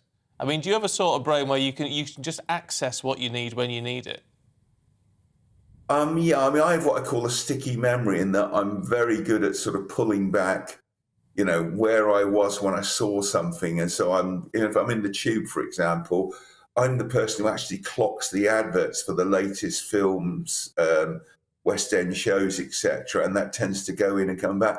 But I'm not all of us are like that. I mean, some of my colleagues are great professionals in that they spend so much time working. My colleague Paul Sinner, I think, spent something like 8 to 12 hours per day during the lockdown, him and his husband, just working on quizzes. And it showed. Yeah. So you can't beat a bit of... It's like doing the revision when you're at school. It's horrific, but it's got to be done. What can I ask? Because I saw an episode I know it happens reasonably frequently, but it was a couple of years ago, and one of the contestants was getting everyone else, take the high figure, take the high figure, take the high figure. Then when it came to their turn, they took a negative figure. And the atmosphere in the audience was just like, oh, cheeky, really, really cheeky. What do you make of it when people do that sort of thing? I think it's a perfectly legitimate strategy. You should take the offer that you're best suited for. More money's lost by the good player who doesn't back him or herself and take the middle offer. If you're genuinely weak, you should take the low offer. If you're doing it because you think you're being clever, then you deserve all the bile that Twitter spins in your direction when that happens. Yeah. I've got to ask about Bradley. I did bump into Bradley once. A fair few years ago with Eamonn. I was out this morning with Eamonn and bumped into Bradley. He seemed like a very nice man. Is he as nice to work with as he appears to be? What a question. He's one of these lovely people. He's exactly the same when the camera's rolling or when they're not. Whenever I'm doing gigs, I always start with the 4 questions everybody asks. 6'6.5", 22 stone. Bradley's absolutely lovely. And I'm not allowed to say who the best chaser is, but since she came back from the jungle, she's been an utter cow. And she's the godmother to my son, so I love Anne dearly, really. So do the chasers all get on? Yeah, because there's this degree of respect that we know you can't get the gig because you're best mates with the producer. They've had a look at people who are nearly quizzers, and some of them have got fantastic... The problem is you need someone who's both a great quizzer and big personality, and if you've got just one of the two, it's not enough, and it's either going to cost them a fortune, or they'll be turning off the telly in 10 minutes. There's only a few people in the country who can do our jobs. Yeah, no, it's a fair point. Well, look, I'm glad as we get to talk, Mark, that I get to speak to you in this environment where it's less scary than if I was stood at the bottom of that plinth facing you eye to eye. Thanks very much. Well, I'll tell you one little thing that Anne, one of our favourite contestants, Anne was once facing a farmer who we honestly thought might have had an accident on stage. He was looking so nervous. And he looked up and delivered one of those great lines. He said, "I've got a 1.5 ton bull back home and he's not as scary as you are, Anne." Oh, you get some abuse, don't you? That's a lot. Love it. Mark, thank you very much indeed. My pleasure, guys. Oh, I tell you, it's one of those shows that I just, you just got to watch it all the way through and see what they do. I love it. But it does scare me. I just couldn't do it in a similar to you, absolutely terrible. I can remember, if it was a quiz on the day's news agenda, I think I might do all right. But it was a quiz on the agenda sort of a month ago, even then I would struggle a little bit. It's sort of packed in and then evaporates. And they just do. So, I mean, it's just like, as Mark said, any old question on any old thing. It is phenomenal. It's a great watch. I quite like that, you know, watching Bridgerton or watching the football, that's work. Great. Love that. Oh, if you've been on the chase, love to hear from you. I think you're cracking, because I'd just be so scared. I would be so scared. But if you've done it, especially if you've won, gbviews@gbnews.uk. Would absolutely love to hear from you this morning. Right now, it's coming up to 20 minutes to 9. Still to come here on the programme. We're going to take you through the papers with Liz Kershaw and Nigel Nelson after this.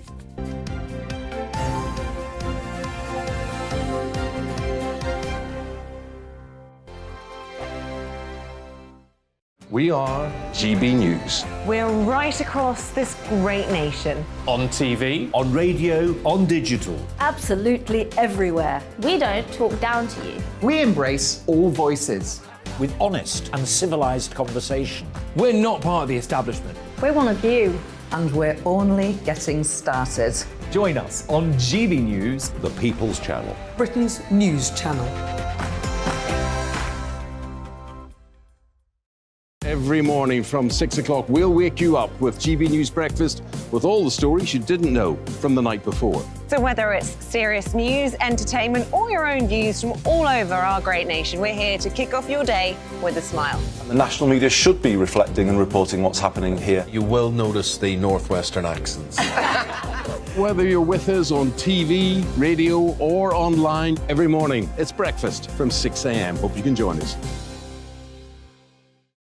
Join us for Ministry of Defence, the comedy panel show that's just like the news, in that the left fights the right and it doesn't really seem to matter who wins. We cover the big stories. It was, in fact, a troop of baboons and not angry vegans. I like that. And the really important stories. Fat naked cow gets stuck in swimming pool. It's a headline in a lot of local newspapers. Yeah. We're on the same team, Nick. Yeah, but I'm just helping you. Join us for Ministry of Defence, Saturday nights, 8 o'clock on GB News.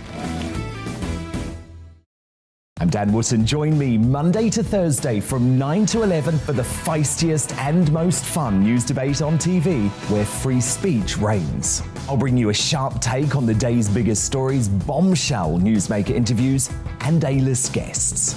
And I guarantee you, no spin, no bias, no censorship, and no reason to go to bed. That's Dan Wootton tonight, Monday to Thursdays from 9 on GB News.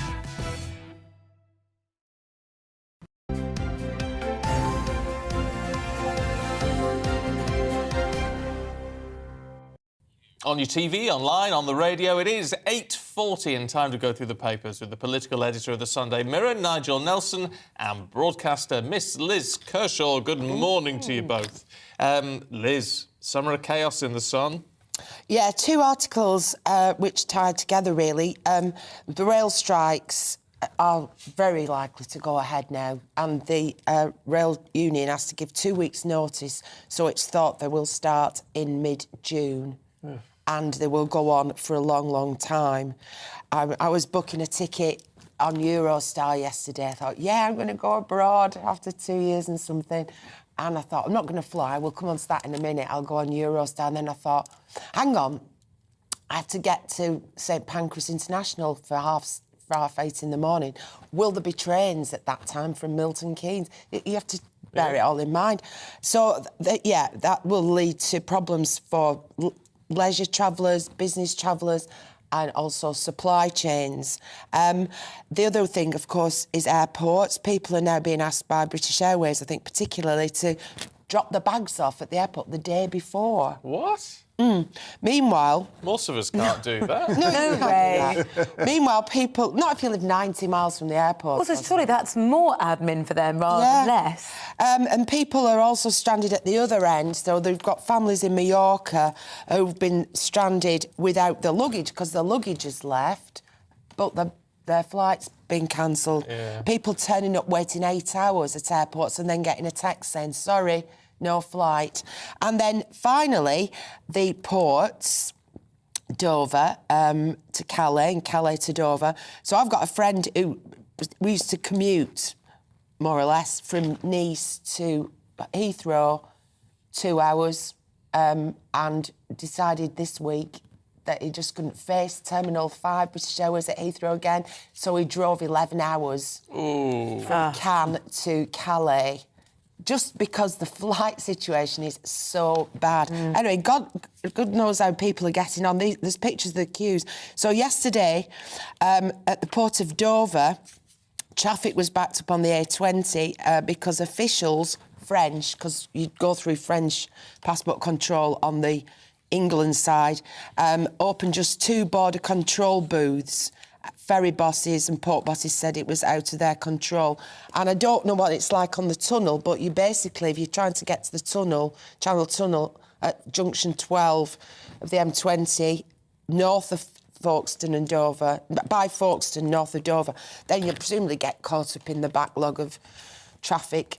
It's just makes you want to go nowhere, really. Yeah, I think the only time to stay in bed. Well, the only time to travel is when we do. It's a dream at 4:10 in the morning. Oh, that's the way to do it. I know, it's not... you feel like you're asleep half the time. That's the trouble. Nigel, the Express, looking at the Rwanda refugees. Yes, that's right. So the government is promising they're going to get this off the ground at last, that they've, according to the Express, they've 100 people have received their paperwork, which would mean they could be sent to Rwanda next month. The problem with this is there's still legal challenges going on. So it seems to me that it's probably a bit optimistic to expect them to go. And whether it'll make any difference to cross-channel migrants using small boats to get here, I rather doubt. It hasn't done so far. This really is a drop in the ocean, just 100 people when it comes to 9,000 have crossed so far this year. And the government would be much better looking at other ways to try and discourage people crossing the channel. What other ways? Well, I mean, I think that the best one, first of all, you speed up the asylum system. At the moment, it's incredibly slow to actually get an asylum claim through. The other way is asylum claimants have to make the claim in this country, which obviously encourages them to come here first. So if they're able to make the claim in a safe country, say at an embassy or even a place specially set up for that sort of thing, you would have a legal route to come here, and it would mean that you would stop them trying to get to the channel. Not all of them, I appreciate, but you'd stop an awful lot of them trying to get to the channel to then make the dangerous crossing on a dinghy. No, it's worth looking at, isn't it? These are those explore plenty of options with this one. Look, let's change the tune slightly and perk things up a little bit. You've done your Top of the Pops over the years, Liz Kershaw. How would it have felt if you said, coming in at #1 this week, the national anthem? Oh, no, as the DJs do it, like my mate Bruno doing the charts. And there we go, there, that all-important #1 position in the charts, the Poppamoose, Toppamoose. It's God Save the Queen from Alfie Boo. And no. The thing is, this is Platinum Jubilee, so 1977 was the Queen's Silver Jubilee. Yeah. So many years ago now. And there were very different times, I think, for youth. There was a rebelliousness about young people, and now I think they're being ground down by a lot of things, and where's their anger and where's their creativity? And so there was a book called Like Punk Never Happened, so we've now got Ed Sheeran and, crooning away, and 1977, it was the Sex Pistols, Buzzcocks, The Clash, The Stranglers, and real, anarchy in the UK, being one of the Sex Pistols hits. But anyway, the Sex Pistols single, God Save the Queen, was banned by the BBC. And it has been not reverential enough. And it actually it sold most copies. It should have been #1 the week of the Queen's Silver Jubilee. And somehow, BBC popped up on the BBC, and the song in that all-important #1 position was, in fact, Rod Stewart singing I Don't Want to Talk About It, that it's a lovely song, How You Made Me Cry. And the Sex Pistols only got to #2, but everybody now knows it was a fix. So anyway, the big debate is now what should be #1 for the Queen's Platinum Jubilee. And the Sex Pistols God Save the Queen has been re-released. It doesn't matter if it doesn't get BBC or any other radio airplay now because people stream it and everything. Anyway, Alfie Bowe's waded in and said it shouldn't be the Sex Pistols, and he's launched a battle for the all-important #1 slot in the charts, and he's teamed up with soprano Sarah Brightman to release a version of God Save the Queen featuring the NHS Voices of Care Choir and the Royal Philharmonic Orchestra. If it gets jazzed up a bit, it might actually work. It's just that God Save the Queen is such a slow, kind of dirgy type song. It's terrible. I think no disrespect at this stage of the game, but... Yeah, no disrespect for the sentiments of the song, but I really hope that rather than one day have God Save the King, we have a more uplifting national anthem. I think I Vow to Thee, My Country should be our national anthem. It is a lovely song. It's a lovely song. It's really... It's Holmes, isn't it? The planets. Yeah, but it really... Yeah, been a bit classical there. I know. It's so moving, though, and it's like having pride in your country and swearing your allegiance to the country rather than one figurehead. Oh, I don't know about that, though. Don't you? No. What would you have as national anthem then? Well, I think... ABBA? It depends how you play it, because I think the national anthem we play, it's just before 6 o'clock. Oh, no, it's very rousing. Yeah, so rousing. It's that sort of thing. We just need to make it a bit... It's just a bit dull. So ABBA have launched their big show. Yeah. Have you heard any of the reviews of it? It sounds... People who went to go and see it genuinely forgot about 3 songs in that what they were watching wasn't real people. Quite amazing, I know. There you go. I reckon if someone's got a better idea for what could be the new national anthem, you should let us know. Yeah. GBviews at gbnews.uk. Should we just quickly look at this Kurt Zuma, the cat story? In the Mirror, there's been a proposed... a different idea of maybe rehabilitation for the footballer. That's right, yes. Well, he sort of kicked and slapped his cat, which he's been found guilty of. And what Chris Packham is saying, the presenter, is that he's got so much money that a fine won't make any difference. Why doesn't he go and work in an RSPCA animal centre? It does sound a bit like sort of King Herod being made into a childminder, but I can see that the idea actually probably works quite well. Yeah. Get him to learn about animals. I mean, what he did, there's no excuse for that. I argue with my cat all the time, but the last thing I do is think about touching the cat. He touches me, he beats me up, but not the other way around. But I think the idea of actually learning about animals, going into an RSPCA centre, it would be an educational experience, probably very good for him. He should do it like community service. In effect. That's what it comes down to, exactly, yeah. So the idea is 30 days, so it's a sort of 30-day community service, yeah. No, I think that'd be a very good idea, but then I like what Chris Packham has to say on these matters, because he knows his onions. We're out of time. It's been good to see you both. Nigel Nelson, Liz Kershaw. It is always a joy. Thank you very much indeed. Thank you both for joining us. It is 10 to 9. Time now for On Your Doorstep. And we can head down to Lyndhurst in the New Forest. I'm hoping that Jeff Moody, our South West of England reporter, has actually found a pub. Have you found a pub, Jeff? Oh, yeah. I have, and what interests me about this one, the Swan, apart from all the fabulous decorations, is the fact that it's on the edge of town, so literally the other side of the pub is nothing for miles and miles and miles but open countryside, and it's on the main route from Southampton to Bournemouth, so I'd imagine they don't get a lot of locals, but they probably get an awful lot of passing trade, so I'm wondering, it must have been a pretty tough couple of years for them trying to deal with the tourists, but let's see who's around. Landlord. A large pint of lager, please, and a packet of crisps, if you don't mind. Good morning to you. Good morning. Yeah, just a little bit early for that, but a coffee will do. Yeah. Coffee will do, yeah. Now, you're live on GB News. Tell us your name to start with. My name's Harry Barnes. Hello, Harry Barnes. Yeah. Must have been a tough pandemic for you, dealing with the fact that mainly your customers are tourists. Yeah, well, it affected everybody. You know, every pub was on lockdown during the lockdown period. So, yeah, we didn't see any customers. It was like actually going back, though, to the 1920s with no traffic, and suddenly Lyndhurst became a quiet little hamlet once again. So there were some positive things, though not on the cash side. No, it was hard financially. But and hard financially now, the cost of living crisis. How has that affected your industry? Well, like everybody, we're finding that gas has gone up astronomically. We were on fixed price contracts, And now my gas has doubled, my electricity has doubled, and we see further increases ahead on the horizon. What do you do about that? Because if you're just an ordinary member of the public, you get the choice to turn your heating down, to wear an extra jumper, to not use your cooker so much, but you need to keep your heating going, you need to keep the ovens going for the customers, don't you? You don't have that option. Yeah, a lot of our gas and electricity is like a fixed cost. It's regardless of how many people here.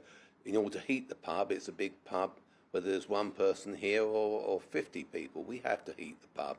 And do you pass that over to the customers, or do you take that hit yourself? No, it's a very competitive industry. There's about probably 4 pubs in the vicinity, all competing with the same trade.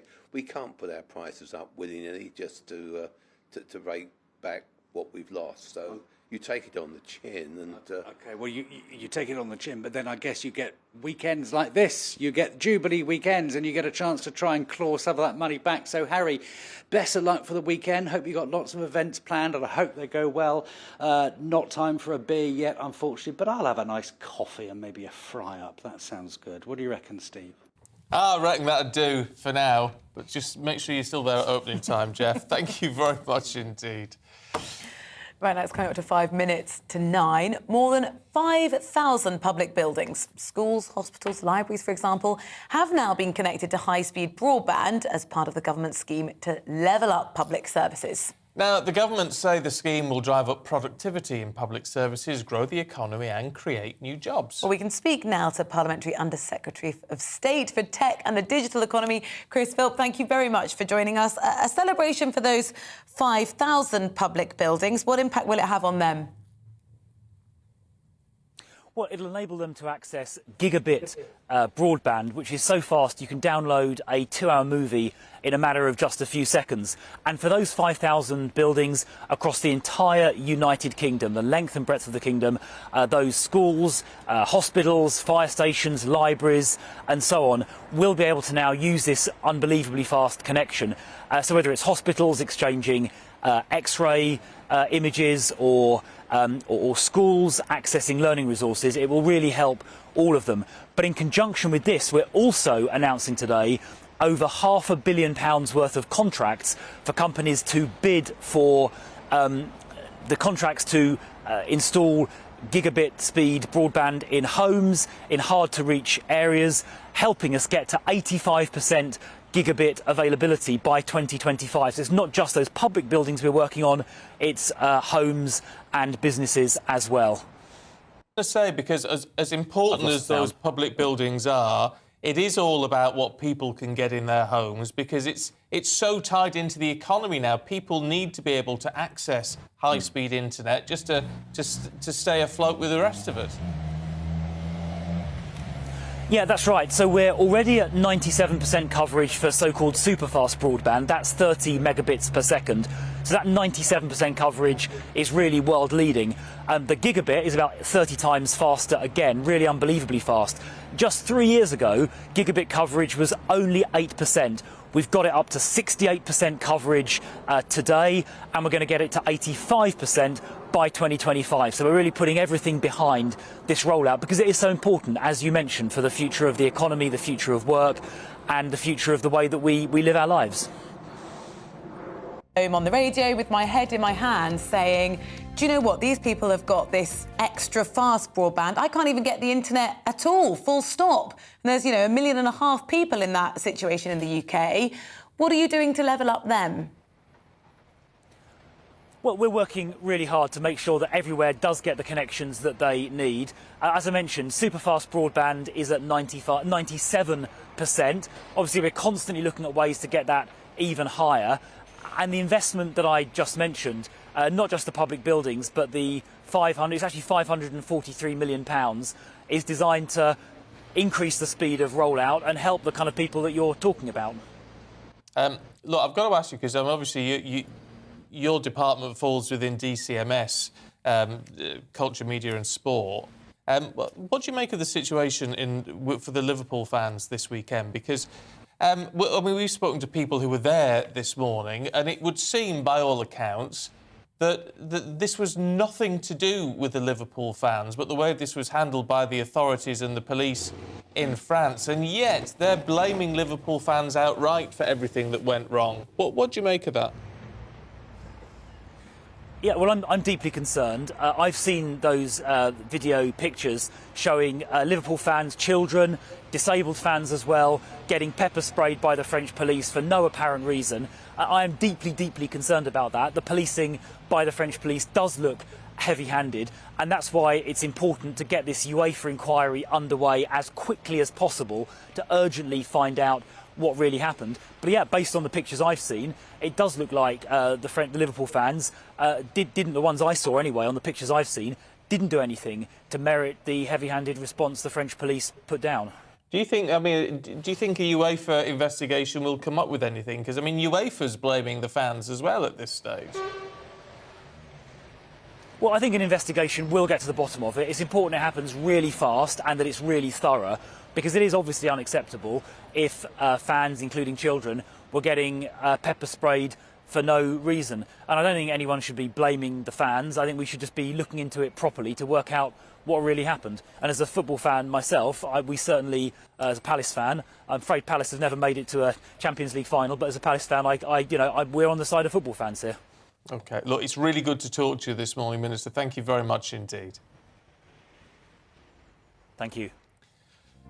Don't go anywhere. All the top stories coming up in just a moment.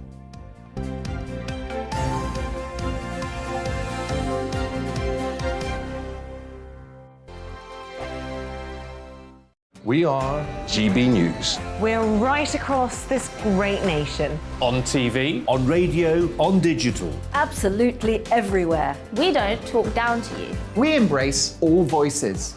With honest and civilised conversation. we're not part of the establishment. We're one of you. And we're only getting started. Join us on GB News, the People's Channel. Britain's news channel. Every morning from 6 o'clock, we'll wake you up with GB News Breakfast with all the stories you didn't know from the night before. So whether it's serious news, entertainment, or your own views from all over our great nation, we're here to kick off your day with a smile. And the national media should be reflecting and reporting what's happening here. You will notice the northwestern accents. Whether you're with us on TV, radio, or online, every morning, it's breakfast from 6 a.m. Hope you can join us. Join us for Ministry of Offence, the comedy panel show that's just like the news, in that the left fights the right and it doesn't really seem to matter who wins. We cover the big stories. It was in fact a troop of baboons and not angry vegans. I like that. And the really important stories. Fat naked cow gets stuck in swimming pool. It's a headline in a lot of local newspapers. Yeah. We're on the same team, Nick. Yeah, but I'm just helping you. Join us for Ministry of Offence, Saturday nights, 8 o'clock on GB News. I'm Dan Wootton. Join me Monday to Thursday from 9 to 11 for the feistiest and most fun news debate on TV, where free speech reigns. I'll bring you a sharp take on the day's biggest stories, bombshell newsmaker interviews, and A-list guests. And I guarantee you, no spin, no bias, no censorship, and no reason to go to bed. That's Dan Wootton tonight, Monday to Thursdays from 9 on GB News.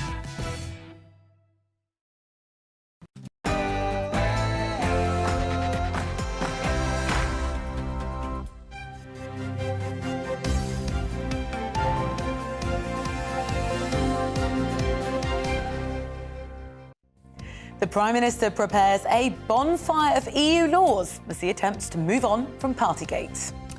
Good morning to you. It is 9 o'clock on Monday, May the 30th. This is Breakfast on GB News with Stephen and Rosie, and this is what we've got for you today. The Prime Minister Boris Johnson's expected to axe dozens of EU laws this year, reportedly in a bid to try to boost his poll ratings and showcase the opportunities presented by Brexit. Elsewhere, millions of households in the UK have been warned of power cuts as the war in Ukraine continues. The government's worst-case scenario predicts widespread gas shortages, leading to electricity rationing for up to 6 million homes. The Culture Secretary's called for an investigation into the treatment of Liverpool football fans in Paris at the weekend. It's after French police fired tear gas into the crowds during the Champions League clash. And about 12 million people, we think, will celebrate Jubilee street parties this week. More than 200,000 special lunches set to take place. Those numbers already exceeding the figures for the Diamond Jubilee a decade ago. Yeah, and breakfast is going to be live from a street party on Sunday. On Sunday in Wolverhampton. So do not miss that. We want to know how you're celebrating the Jubilee, but any of your views on anything we're discussing this morning, you can email us gbviews@gbnews.uk or drop us a tweet @gbnews. And don't forget that if you're watching on YouTube, you can subscribe as well, and that makes sure that you get all the very latest on the big stories that everyone's talking about.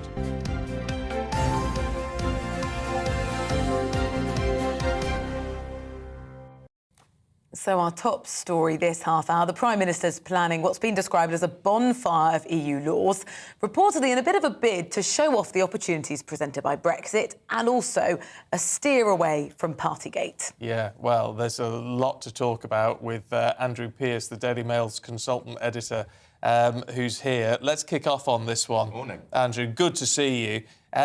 I can imagine a lot of people cheering this on. Yes, and it's overdue. We left the European Union, I can't remember when we left. A long time ago. A long time ago, and it's everything now from the return of imperial measures. Hooray. Why does anybody ever call a baby 4 kilos in weight? No, it's 7 or 8 pounds in weight. A pint of milk, pint of beer.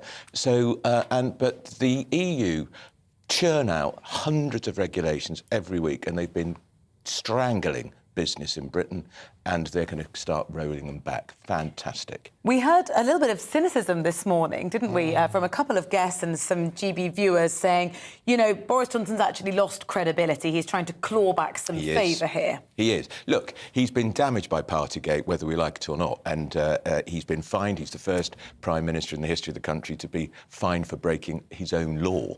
I don't think... whether he should have been fined or not is academic. He was. The Tory party's taken a hit. We're getting a trickle of MPs threatening to try to bring him down. I don't think it's going to happen. And I think Partygate's going to dog him for a long time. So now he's just trying to kick the whole thing forward. There are more important things to talk about. The cost of living crisis, the problems in Ukraine, the energy crisis, and he's going to get to grips with it. To get technical, though, this is all going to be done via what they call statutory instruments. Which means it doesn't get a vote. That's right. So shouldn't it get a vote? No, because the EU regulations were never voted on in the first place. We just kept accepting them willy-nilly, week in, week out, and people say the EU was democratic. It wasn't democratic. We just had to accept them. So we're going to get rid of them in the same way we took them in. Fair point. The one thing we heard this morning is that maybe the idea, the principle behind this is great, but the procedure, maybe there's cause for concern. No, I've got no concern whatsoever. Let's just get rid of them as quickly as possible. Look, we are the United Kingdom, we're Great Britain, we're no longer in the EU. We don't want them meddling and interfering and sticking their nose in our affairs. And I think it's also fantastic they're going to signal in the next 24 hours changes to the immigration system to enable high-powered graduates from around the world to come to Britain. That's a consequence of no longer having to put up with free movement of people from the European Union. We'll be bringing people we need, doctors and academics and people who've got something really to give the country.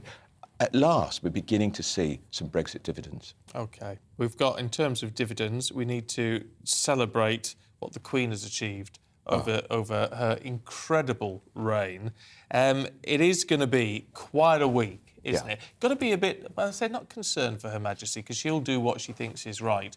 But we perhaps won't see as much of her as we would like to. No, and we've got to get used to that she's the Queen, the Platinum Queen. We'll often see her now on Zoom. But I think we'll see her on the balcony on Thursday after Trooping the Colour, which celebrates her official birthday. We might see her twice on the balcony that day, and there's talk we might see her again on Sunday on the balcony.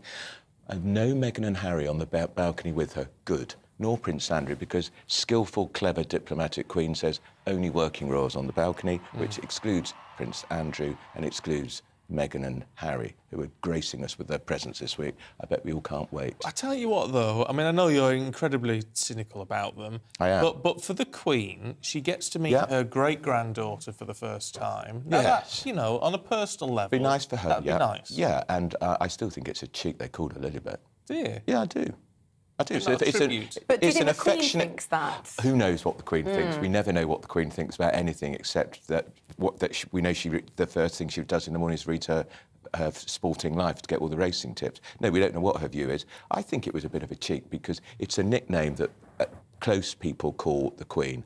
Meghan isn't close to the Queen, and I think it was a way of embracing the most important part of the monarchy around their daughter to sort of reinforce their royal brand in the United States, which is where they now live and where they're going to make lots of money, exploiting their royal connections. Are they going to stay living there? Because they've just updated the lease on Frogmore, haven't they? Yes, they have. So that shows they're keeping their options open, aren't they? If things don't go as well as they expect in America, maybe if the Netflix deal doesn't bring them in as many Or millions. if they want to have a little bit of restoration back at home. Yeah, maybe. But, I mean, I think they've got to do a lot of bridge building, because I think they have burnt quite a lot of they've used up a lot of goodwill. And don't forget, he's got a book coming out later this year. It can only be more trouble for the royal family. Do you think he's advising them on this sort of thing? Because I could look from a certain perspective, I can understand their frustration and everything that Harry's been through. Yeah. But and whatever you think of Meghan is another matter. But he knows how things work. So if he starts giving interviews to Oprah and writing books and all the rest of it, someone must have said, no, actually, Harry, this is a good idea. Yeah, well, I suspect the people who are advising him are the people who are paying him. Yeah. So the book will get huge worldwide publicity, and we know that the suggestion is it's going to be quite rather critical of Camilla, which will be troubling, because she is going to be our queen. Yeah. And could be more quickly than we realise. I think I know how you feel about this, but do you think the British public could forgive them? I think... look, I was... And what would it take? I think they need to start doing some work again, doing some... behaving like royals instead of just behaving like they want to make lots of money out of their royal connections. There was a very interesting poll at the weekend which showed the Queen's popularity at 86%. The second most popular royal, Catherine Middleton, no surprise there. Charles up at about 70%. Harry's down at 11%. Meghan's at 6%. So all the criticism, all the they've made of the royal family hasn't damaged the institution of the monarchy at all. It's damaged them. So that's why I think they've got to look very carefully at how they behave. Yeah. Talking about behaviour, the Prime Minister, obviously, as you said, there's been the Partygate thing. People hate us talking about it. We've got to discuss it to some degree. There's been a YouGov poll out in his Uxbridge constituency saying he could lose the seat. Now, obviously, that's going to be largely off the back of negative publicity from Partygate. Yeah. Does it really matter what a poll says, what is likely to be 2 years before a general election? No, look, it's mid-term, Steve. We know what happens mid-term. Governing parties always fall back in the polls. They're about 6 or 7 or 8 points behind. At this stage, when John Major was Prime Minister, the Tories been in power for a very long time, Tony Blair was about 30 points ahead. So, actually, the Tories aren't doing as badly as you might expect. I think they're helped by the fact Keir Starmer is dull, boring, robotic, and a charisma bypass. Oh, which leads me... Oh, God, it's going to sound so awful. This is going to sound so awful. It's all right if you say it. It's not if I say it. There's been talk about should Boris go. Yeah. Obviously, Jeremy Hunt is after the job. Now he strikes me as a bit of, to put it nice, a sort of a wet weekend. Yeah, he also was a big Remainer during the referendum, and he's written a book now where he says, I was really not in favour of a lockdown during the pandemic. He never said that at the time, and I checked Hansard, he never said it in the House of Commons. He's rewriting history. That ship set sail years ago. Jeremy Hunt won't be the next leader of the Tory party. I've got money, actually, on the Education Secretary, Nadeem Zahawi. Ah, interesting. Me and Anne were talking about him the other week, saying he's very good. He's very popular. He did very well as vaccine, and he went into education, replacing what was his name? That Education Secretary, awful, the worst Education Secretary. I've forgotten his name. Gavin Williamson. And education is no longer a contentious issue. There's talk now that they may overturn the law which bans the creation of grammar schools, which would be a great way of levelling up, because all the grammar schools are in the south of England, none in the north of England. That would be a real vote winner.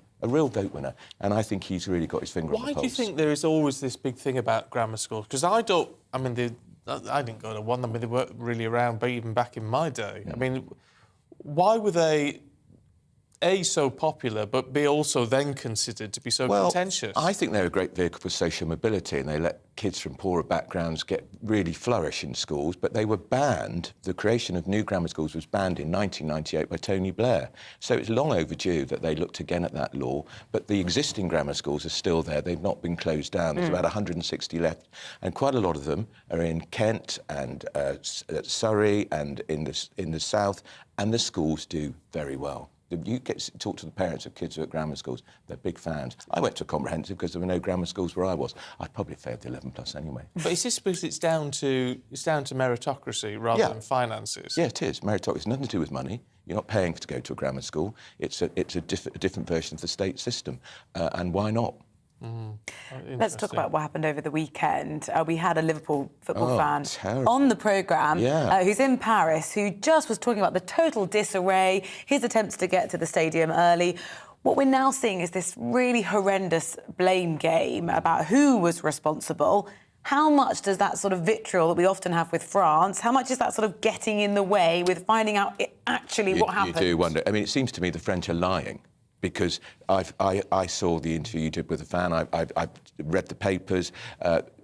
Little boys, 9 and 10 years old, were getting pepper sprayed, getting caught up in tear gas. Why was there tear gas? The problem was, there was a problem at the turnstiles. That's the French fault, the stadium's fault. There were problems with fake tickets. That's again, the authorities' fault in France. Oh. And they were heavy-handed. I mean, if you look at this, I know if you're on the radio you can't see this, but it's people behind, 12-foot barriers going up to the... and still being pepper sprayed through the barriers. I know, extraordinary. There's not a big crowd of them or anything. No, I talked to a journalist today who was pepper sprayed, and he said he's been covering football matches for 20 years. He's never seen anything like it.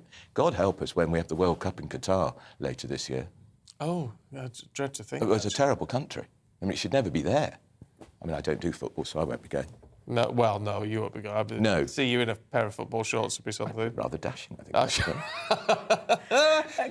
Can I just ask quickly? Because front page of the Mail does say 12 million of us are going to share some kind of Queen's Jubilee lunch. How are you celebrating? I'm going to be going to a street party on Sunday, and I'm really planning with the bunting has already gone up. Is it bring and share? Yes, it is. What are you bringing? I'm taking vodka, obviously, vodka and quiche.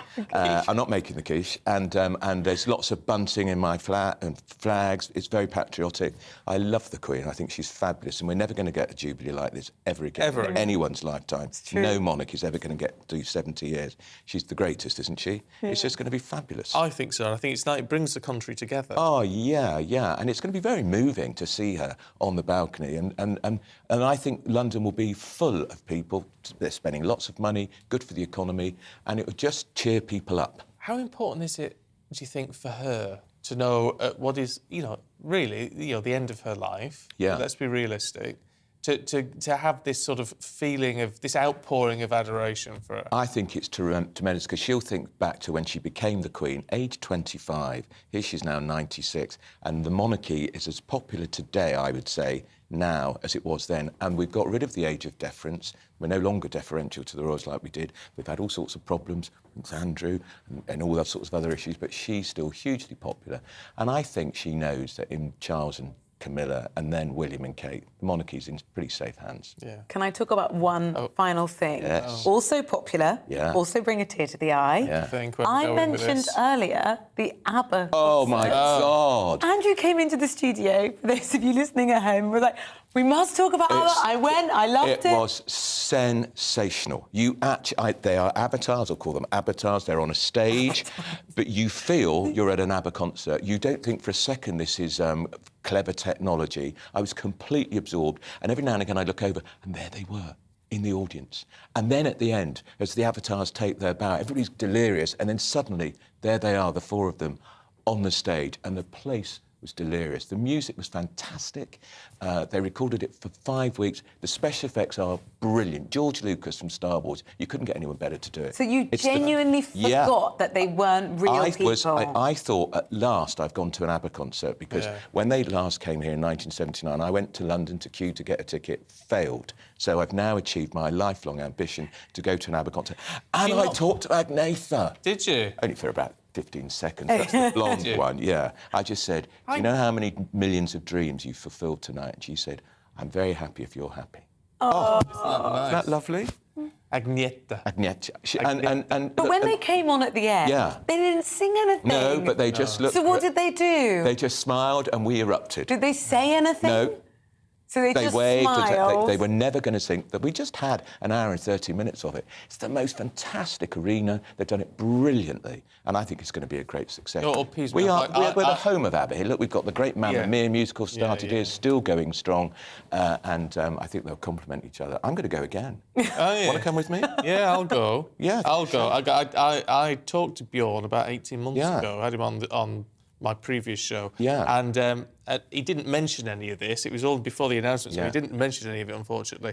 But I tell you what, he was sort of humble, really. It was just like a really ordinary, nice, very nice people, aren't they? And yet they are now the Fab Four. Forget the Beatles. If we go, I can wear my pink suit from Mamma Mia because I was in the stage show as an extra. Oh my gosh! For 5 or 6 minutes a couple of years ago. I wrote about it in the Mail. You know the church scene in Mamma Mia? Yes. The three dads get up. So did I. He did it in pink. So did I. So there were 4 dads, very briefly, and the lovely actress who walked on the beach. Not now. So embarrassing. Right, I'm definitely not going with you. But in my lovely pink suit, which I've still got, of course. Wow. It was a great moment. It's a shame you didn't wear it today. No. Maybe on Sunday for the street party. Yeah, maybe. Good thought. Yeah, that's not a bad idea. Yeah. Andrew Pearce, it's a joy. Great to see you both. As we've been chatting, Anne Diamond has been WhatsApping me to say send you her love. Oh, that's nice. But also, she quite fancies you on the show at the weekend. Oh, am I going to ever get any Do lie-ins? you fancy it? I fancy her. Okay. Yeah, no, not really. No, I'd love it. Tell Anne I'd love to... We'll talk about it. Right, OK, yeah. Right. There's nothing like... ladies and gents, there's nothing like booking guests live on air because, you want to see frankly, they can't say no. Andrew, thank you very much indeed. Nice to be here. It's a shame we don't give you the kind of behind-the-scenes at, 9:30 when the show comes off air. Oh, I've just put my chair down. I've done that before. Stephen did that. There you go. He's sabotaging you. He's sabotaging you. Not me. Not sabotaging you. Look, coming up, we've got all the latest showbiz news, including the first Love Island contestant to enter the villa this year. Never seen it, don't know what that means, but we'll find out in a couple of minutes.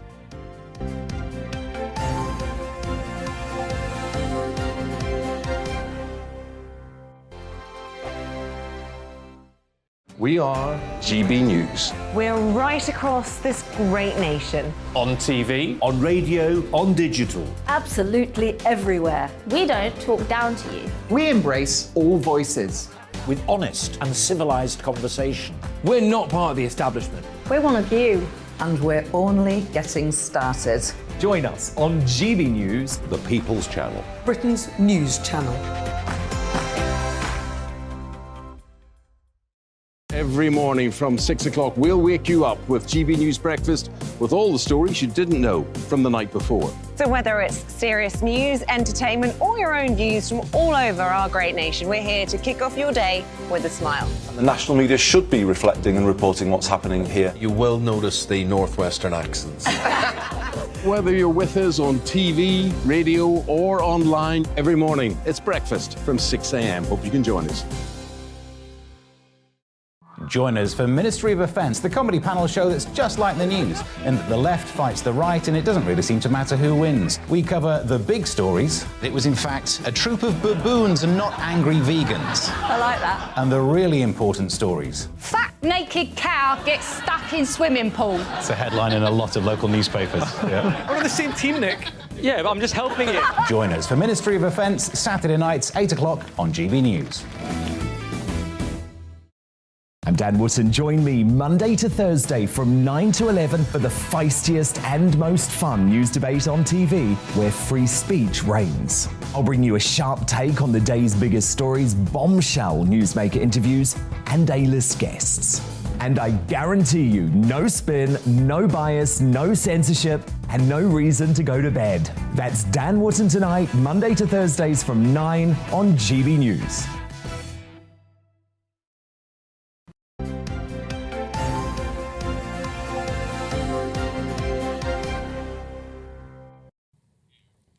OK, time to go through all the big showbiz stories. Ellie Phillips is here. Good morning. Look, we need to kick off with something I know very little about, which is Love Island. Love Island is back. It's back so soon. And what's happened today is Love Island are announcing the cast of this year's Love Island. I can't wait for this. I'm very excited. Big fan. Has it sort of fallen out of favour in fashion, Love Island? So it had, and I think that's, you're right to say that. It slowly started falling out of favour, but they are making big changes this year. So they've partnered with eBay as their fashion partner. They used to partner with fast fashion brands. They've actually gone with eBay this year. So all the contestants will be wearing second-hand clothes. They've also scrapped the food challenges, which were absolutely disgusting, where people would eat something, spit it into their partner's mouth and fill up a bucket, essentially. What? That's gone, yeah. So those things have gone. They are making positive changes, and there are rumours that they're actually going to have the first deaf contestant this year. That's not been confirmed yet. What has been confirmed is that Paige Thorne, who is 24 years old, from Swansea. I think we've got a picture of her. This little lady, she is a paramedic from Swansea, 24 years old.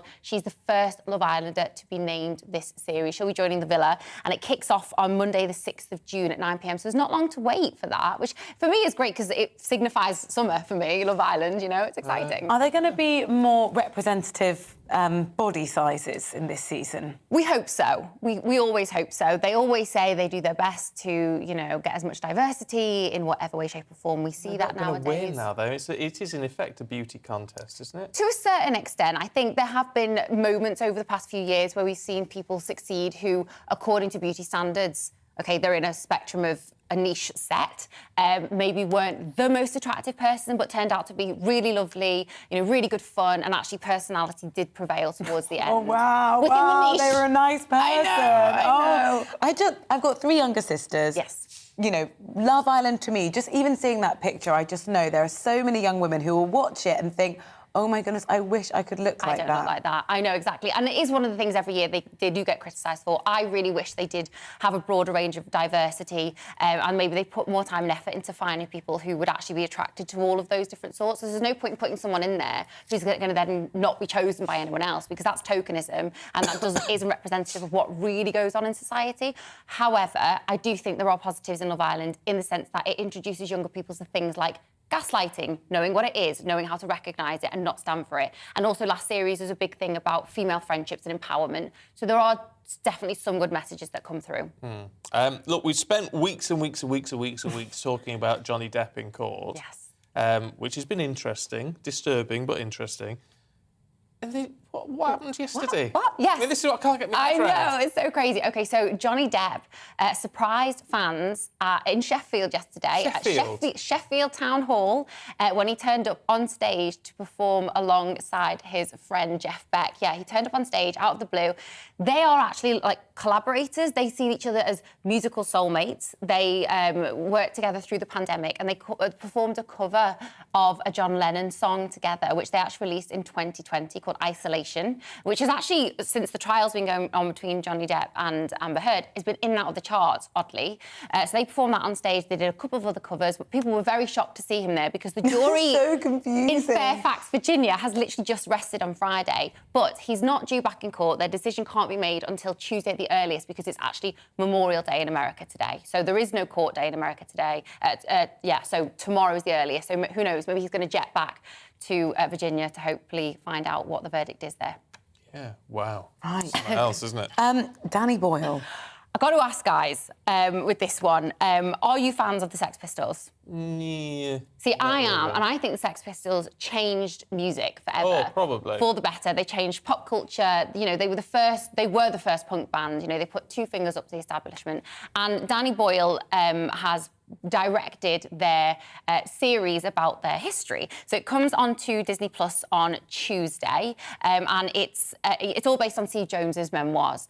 The critics have been in, but I know that we do have a bit of a preview clip for you guys, so let us know what you think. England's terribly boring. Nothing ever changes.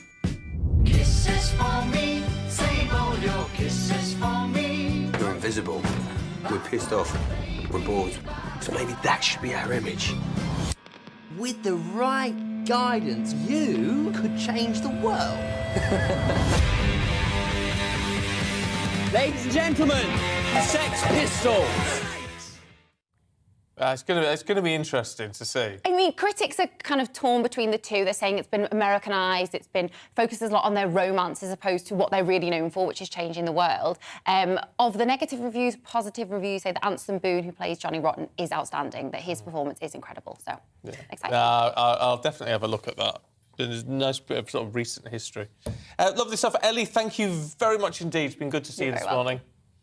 Thanks for joining us this morning. It is 26 minutes past 9. We'll be back tomorrow from 6. And Tom Harwood will be up next with the briefing. Don't go anywhere. Looking ahead to today's weather, and it's going to be rather disappointing for late May, with cool and showery weather for many places. There'll be plenty of showers across southwest England this lunchtime, some heavy downpours likely in places, especially through the spine of Devon and Cornwall. Temperatures in the low teens. A good scattering of showers across London and southeast England too, but there should be some sunny spells in between. It's a similar picture across South Wales. Further north across Wales, it's likely skies will be more generally cloudy, still with the risk of showers, generally feeling quite cool too. After some morning sunshine across the Midlands, skies will be increasingly cloudy at lunchtime, with showers breaking out here and there. Even with the light winds, get out of the sunshine and it is going to feel cool. Largely cloudy skies across northeast England, with showers merging into more general rain at times across Northumberland. Temperatures really quite suppressed, barely making double figures in places. Limited brightness on offer across southern Scotland, with the wettest weather likely for the borders, and any rain more showery towards the central belt. Again, it's a chilly feel if you're stepping out. A bit more sunshine across Northern Ireland, but this is going to be interspersed with plenty of showers, some which could be on the heavy side, temperatures around 11 degrees. Showers will continue to affect many parts of the UK for the remainder of the day, with temperatures peaking at 17 Celsius. And that's how your weather's looking today.